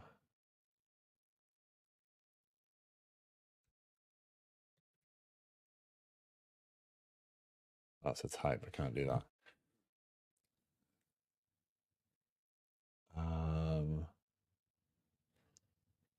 Sorry, I'm focused on trying to figure out this and muddle my way through pieces, and I'm not reading.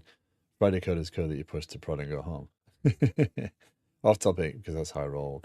Converting animated to sixel and then compressing to zip makes the image about 1/10 times bigger than surprising, given how inefficient the sixel format is. Converting to sixel and then compressing to zip. That's weird. You just lost just a lot of extra data. It's not for the weak-hearted. It's not for most organizations. Like, everyone wants continuous deployment, but few figure out how to do it, let alone do it well. Probably not for us either. But if you're always working, you can deploy any day. If you don't have robust tests, you have no business deploying to prod on Fridays, let alone continuously. Yes, I did. Because I still say it the way I always said it.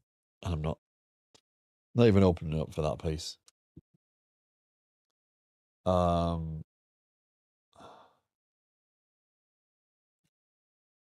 So hold on, that will change this behavior now anyway, so I don't really need to panic about this. So state, so the problem was sprint ID,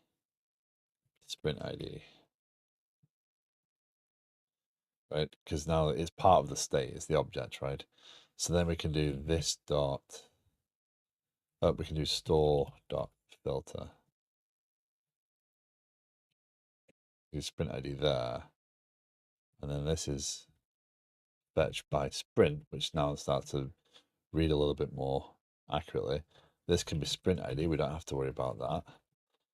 And because that's exactly what we're doing. We don't need to pass in some silly that.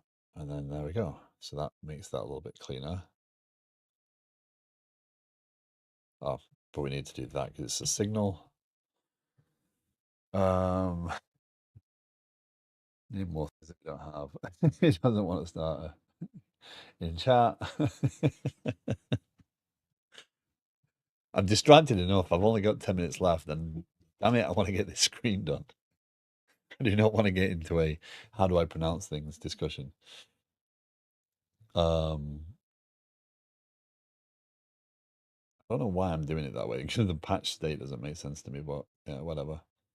And then that is sprint ID is undefined, order is ask. That is going to be wrong because that needs to be all defined. And then that should stop whining.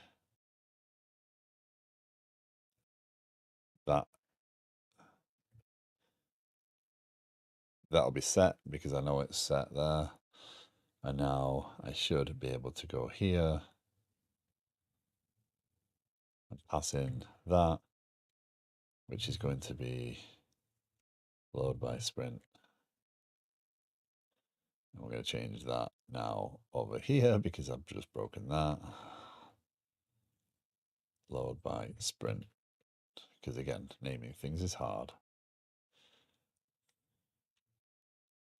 Okay. How badly broken is this, do you think?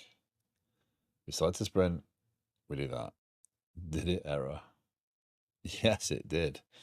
Performance, application network, GraphQL, response, object value node.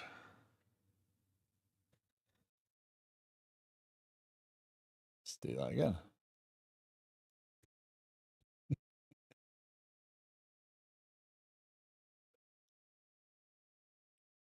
Okay, so that is, that would be why. I need value.id, don't I? So that'll change the behavior quite a lot. Value.id. So then we do that.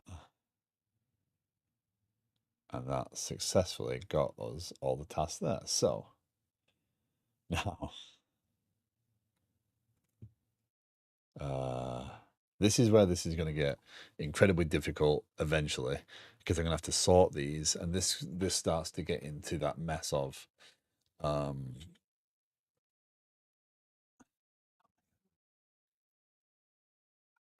I've got a little dog's head just right underneath my chair, so that's why I'm not in a comfortable position here. We're going to get into a position, we're going to get into eventually, I'm going to have to sort these into the columns, right? But for right now, if we can get all those tasks showing in one column, Yeah. Well, Loki and Taylor are both snuggled fast asleep, um, legs out, stretched out underneath me. So, yeah, joy. So, what we'll do here, actually, you know how to do this. You know how to do this. We need to create a component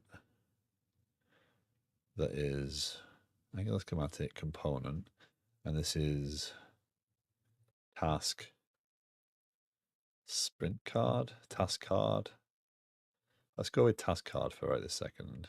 It's in the boards anyway. I keep forgetting to remove the unit tests. It'll just depress me more to have the unit tests out there. Let's take this, cut this out, paste this in there. This will now take a task as input of task.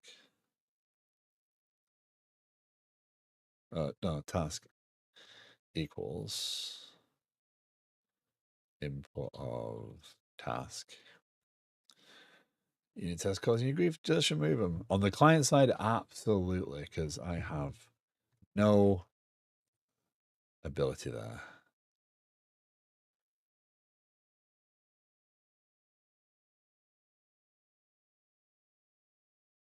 And then this will be if task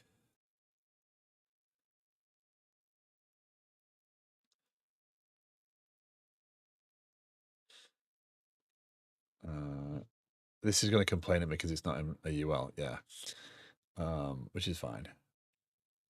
Ultimately, this might not even be there. Also, just write working code. Yep, we're all really good at that part.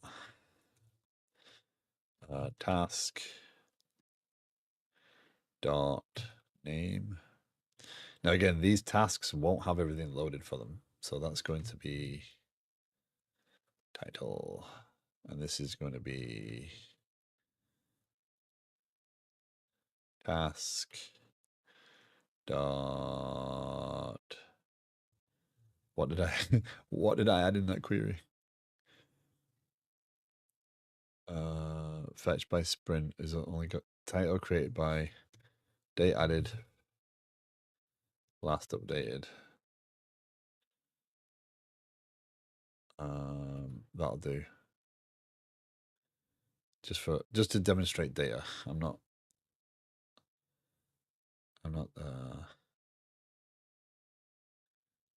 yeah, of course.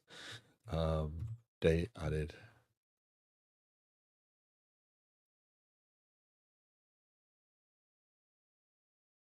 Import date pipe.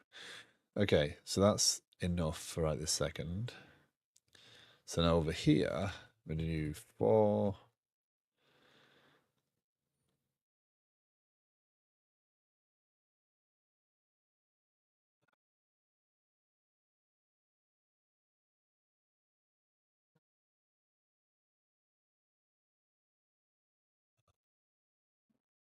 don't document either. I really want those architecture tests. Yeah, architecture tests are interesting. I think I said something similar to that, right? It's basically if you know, if you don't trust people working in the code with visibility and specifiers like that and dependencies, then yeah, interesting, interesting way of doing it.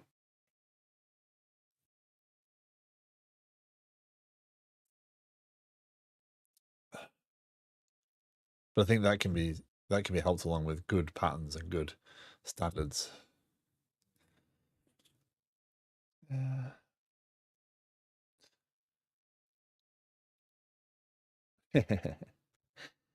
Ads are going to start. I apologize.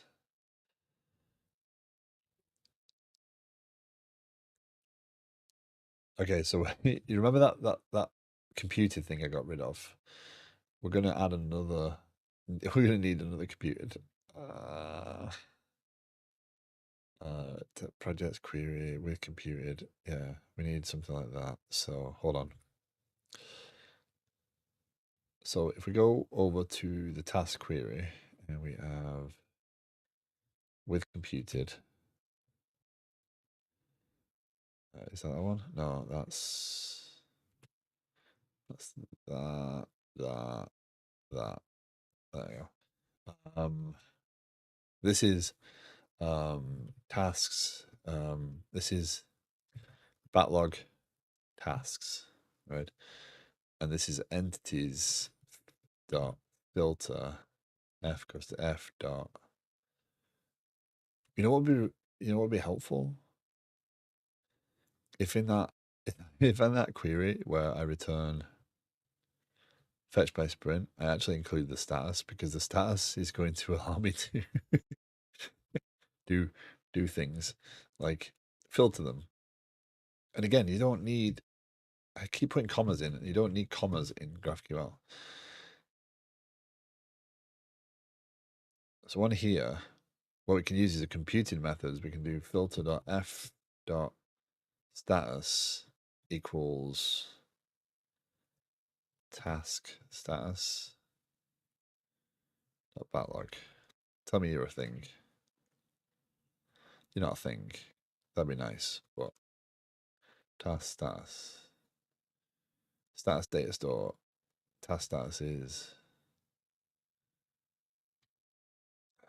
might as well just be backlog. Might as well just be a hard-coded string. There and there.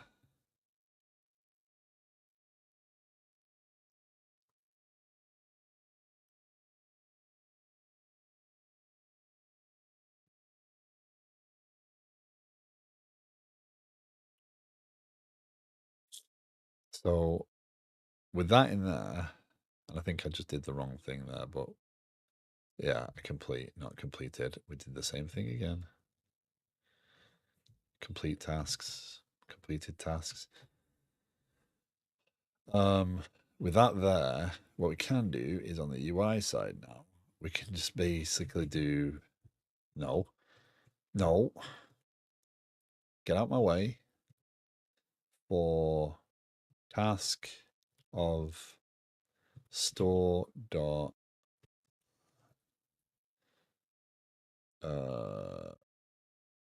backlog tasks track task ID. You need tracking because it puts all the elements in there. You need a tracking ID that's unique. Otherwise, it screws up the background a bit. What if I don't trust myself? Oh, that's a whole different problem, right? And then we'll do app. I need to go through and identify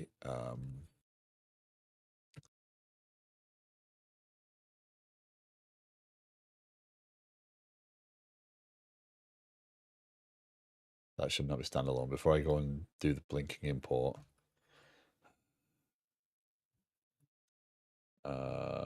Task card component. And then that should be fine. And then that should be fine. Yeah. Okay.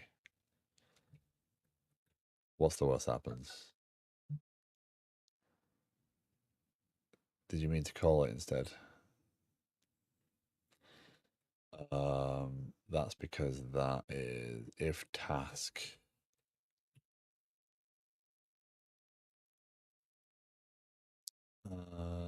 By yourself.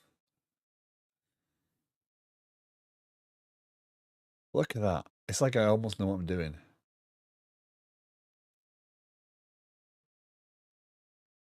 What? Looks horrendous.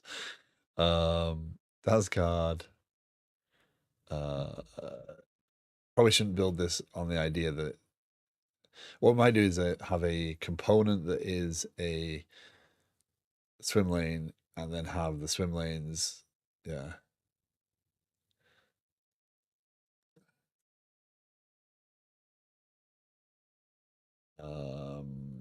P Y3. No, I don't want P, do I? Yeah. Padding, yes, I do. This is a task. It's assigned to a requirement. We need to get rid of that before I go and click on it. H4. For right this second, I don't want any links. Oh, come on. Class equals text.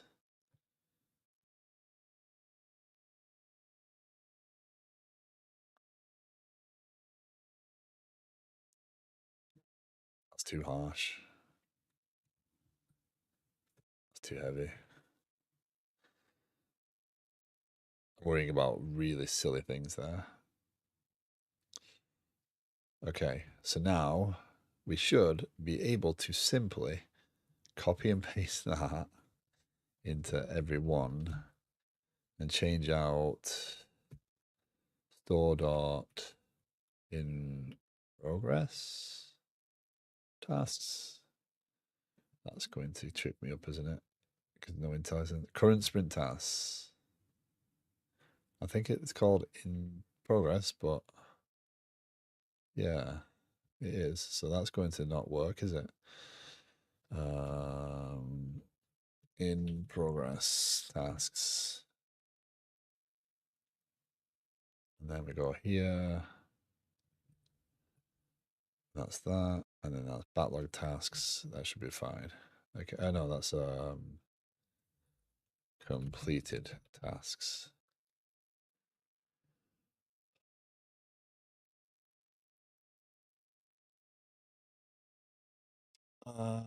Just was sorry, I'm like focused in the wrong direction today. The job interview answer, I trust myself to handle and fix mistakes in a calm manner. No, I run around like a headless chicken, break more, cause all sorts of chaos.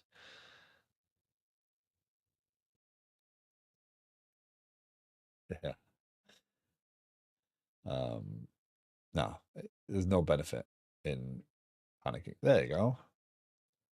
So we change that sprint. This is a task, update UI, create new screen for boards. We do that one, test task 2, the different tasks, it's loading them all in. What do you think?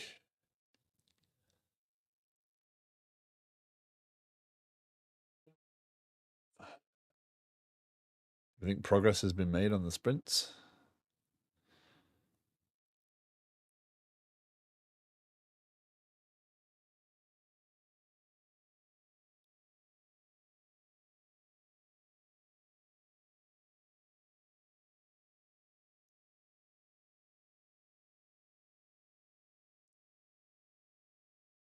Yeah.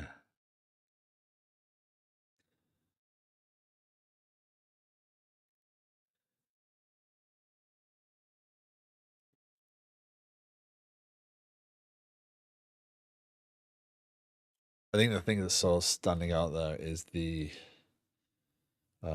sprint board itself. I think I need to do dash dash var. Come on. I do it everywhere else, don't I? In the panels and stuff. Planning, views, planning items, detail. Where are you? Home.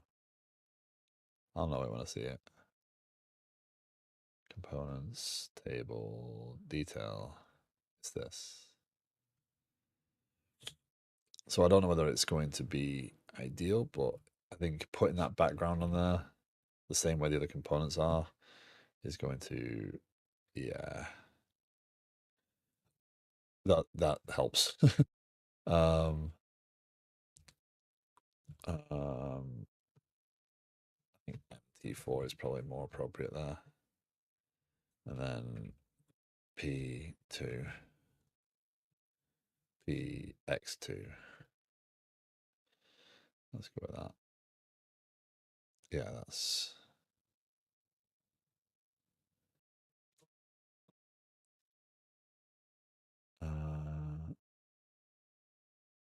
A master car is super simple. Makes sense. And then I think the board needs H2 sprint selection dot value dot title.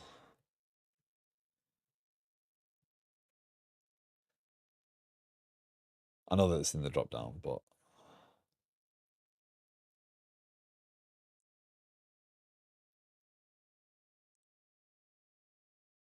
oh, that's because you need a kind of. So instead of doing ng class, I could just do if sprint selection dot value not equal to undefined. And then we don't have to do hidden, we just render it based upon that.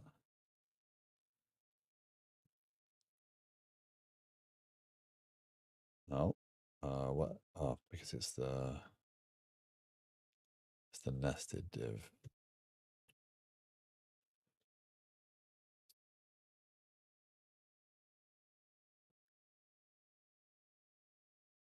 Oh, let's get rid of that.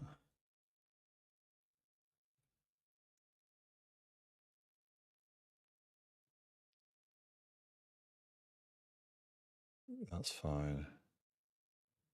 If sprint selection dot value. There you go.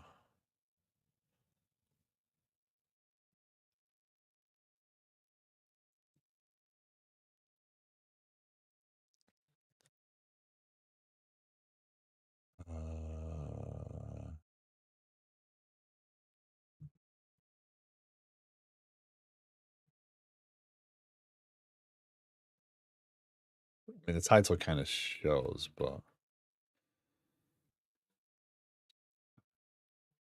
oh, because it's name, not title. That's why that's not doing that. That looks janky. We're not doing that. Okay, so we finally have the swim lanes kind of showing.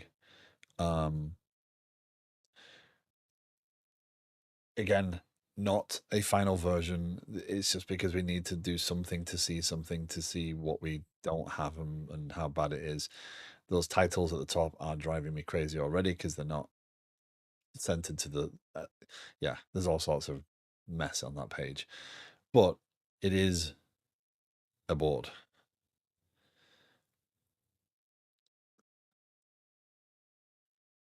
Um,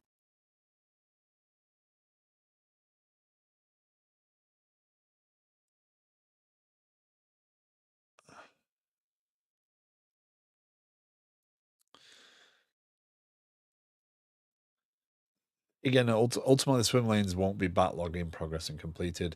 That backlog there is really a backlogged item. It shouldn't be in a sprint. Once it goes into the sprint, it would be, ready for work or whatever. There's other statuses, and we can flex the statuses. The status is just a string right now. Actually, I looked through. We have access to a database for Freshdesk. And Freshdesk actually does represent all the status stuff as strings in the database, which I found interesting. There's no lookup table, there's none of that. So, yeah. Hey, Mark. I'm good. How are you? I'm good. For anyone who doesn't know, Mark is a YouTube streamer, does a lot of Gran Turismo, but other games as well. Some variety stuff, some VR stuff. Did some Resident Evil Village recently, which I do not have the temperament for, and some other VR stuff as well, which was cool. But yeah, recommend checking out if you like Gran Turismo, if you like racing games. That is good. Yeah. I'm just finishing up here actually, so I'll probably be joining you as well as I start my work day. Yeah. So what's on deck for tomorrow? Well, we finally got the sprint. We finally got the sprint board showing, which is a milestone. And will be tomorrow. So that should disappear. Yep. That's working as intended. So our tasks here were create a board component, a new client component for Sprint board, add a drop down to the board's landing page, display board with 3 swim lanes, backlog in progress and complete. So this is the actual requirement. The current task should show in the correct columns, current tasks and tasks assigned to that sprint. So we've kind of got that achieved. So that piece, ironically, is done. So that piece is completed. Load tasks into board, GraphQL filter by sprint, update store for query, and update board component to load the cards. That task is done. And then finally, add drag and drop of cards. So tomorrow, what we'll do is we'll focus on dragging and dropping. Now, it's not just the act of making a draggable component and dropping it into another column. It's actually knowing that that has a state and it will need to update itself based upon the target of the drag, right? So when we go here now, this will probably look a bit different, right? Create a new screen for boards is done. I assigned them to different sprints, so it's fine. And we'll be able to pick up this, drag it to in progress, and have it update, and that will be tomorrow's stream focus. Again, UI UX is something that I really do need to work on. I just don't know how to do this properly. I don't want to spend a great deal of time on stream just tinkering with colors and layout and doing all those things because it'll just get boring for me. And if it's boring for me, it will show because I'll start yawning. I'll start getting more distracted. So I got to figure that out. But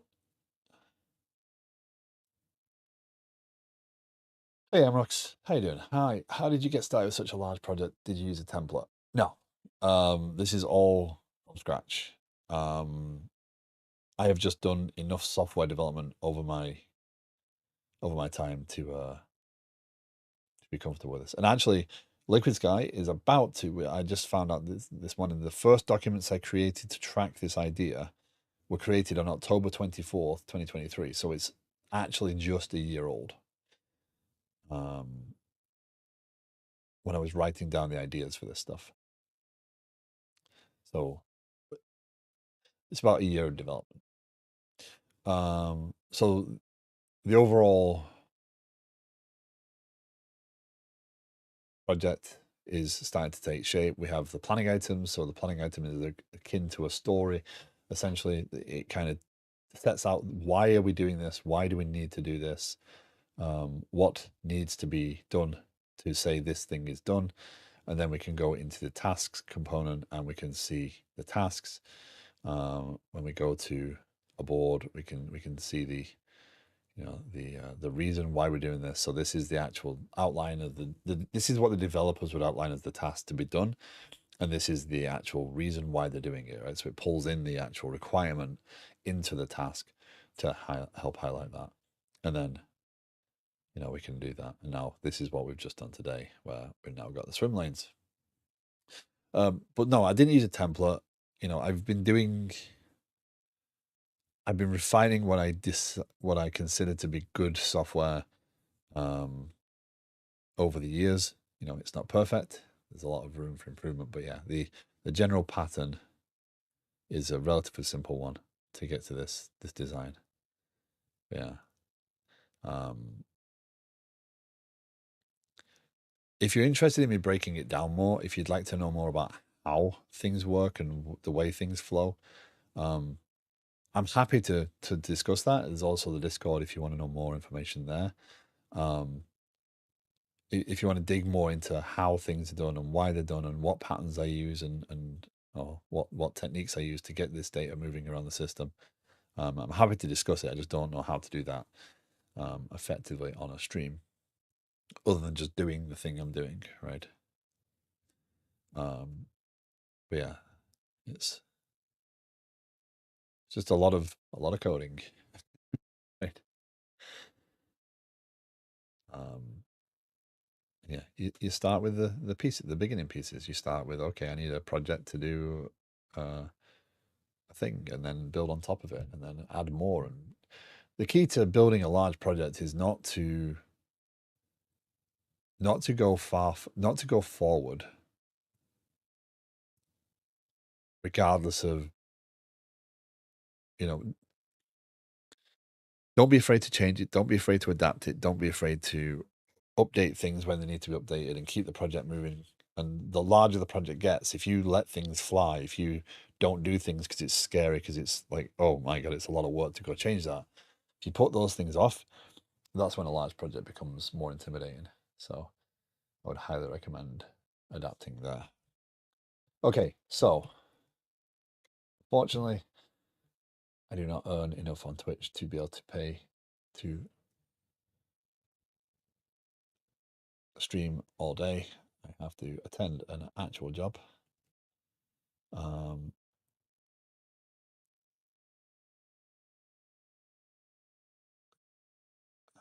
where are we gonna go?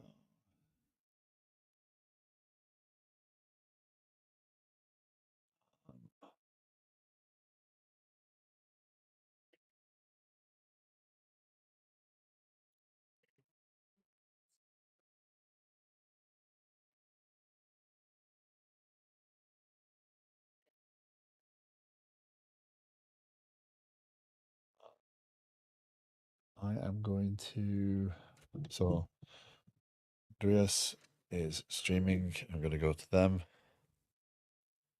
They're doing Blazor with fast endpoints, so it's more on task. So we'll go over to Andreas. I'm now starting to doubt how the name is pronounced, but yeah. Mark, yeah, absolutely. I will drop in once you go live. So, um, you too. Thank you. So let's go raid Andreas. They are building well, they're building many things. One of which is a game engine. Another is learning how to use fast endpoints and building an application there. Their implementation of fast endpoints is way more involved than mine. They're using more of the tools, more of the pieces. So yeah, let's go over there. I'm gonna have to run because I've got work to start and I'm over time by a far way anyway. I'll be back tomorrow. We're gonna do the drag and drop and the status updates and yeah. And yeah. Oh, and don't forget, One Lion has been doing the shout outs and for the last couple of weeks for me to make sure that I am um actually doing shout outs effectively. So One Lion's been taking on that duty until we get to the next phase, which is to build developers.stream. But very worth checking out, and has also been developing work stuff on stream, which is also kind of fascinating because you get to understand the decisions that go into a product that is in development and in production. So again, well worth checking out. So let's go right over to Andreas, and I will see you tomorrow, hopefully. Thank you very much for joining me. Thank you very much for hanging out. Appreciate it. Have a great day. Bye all.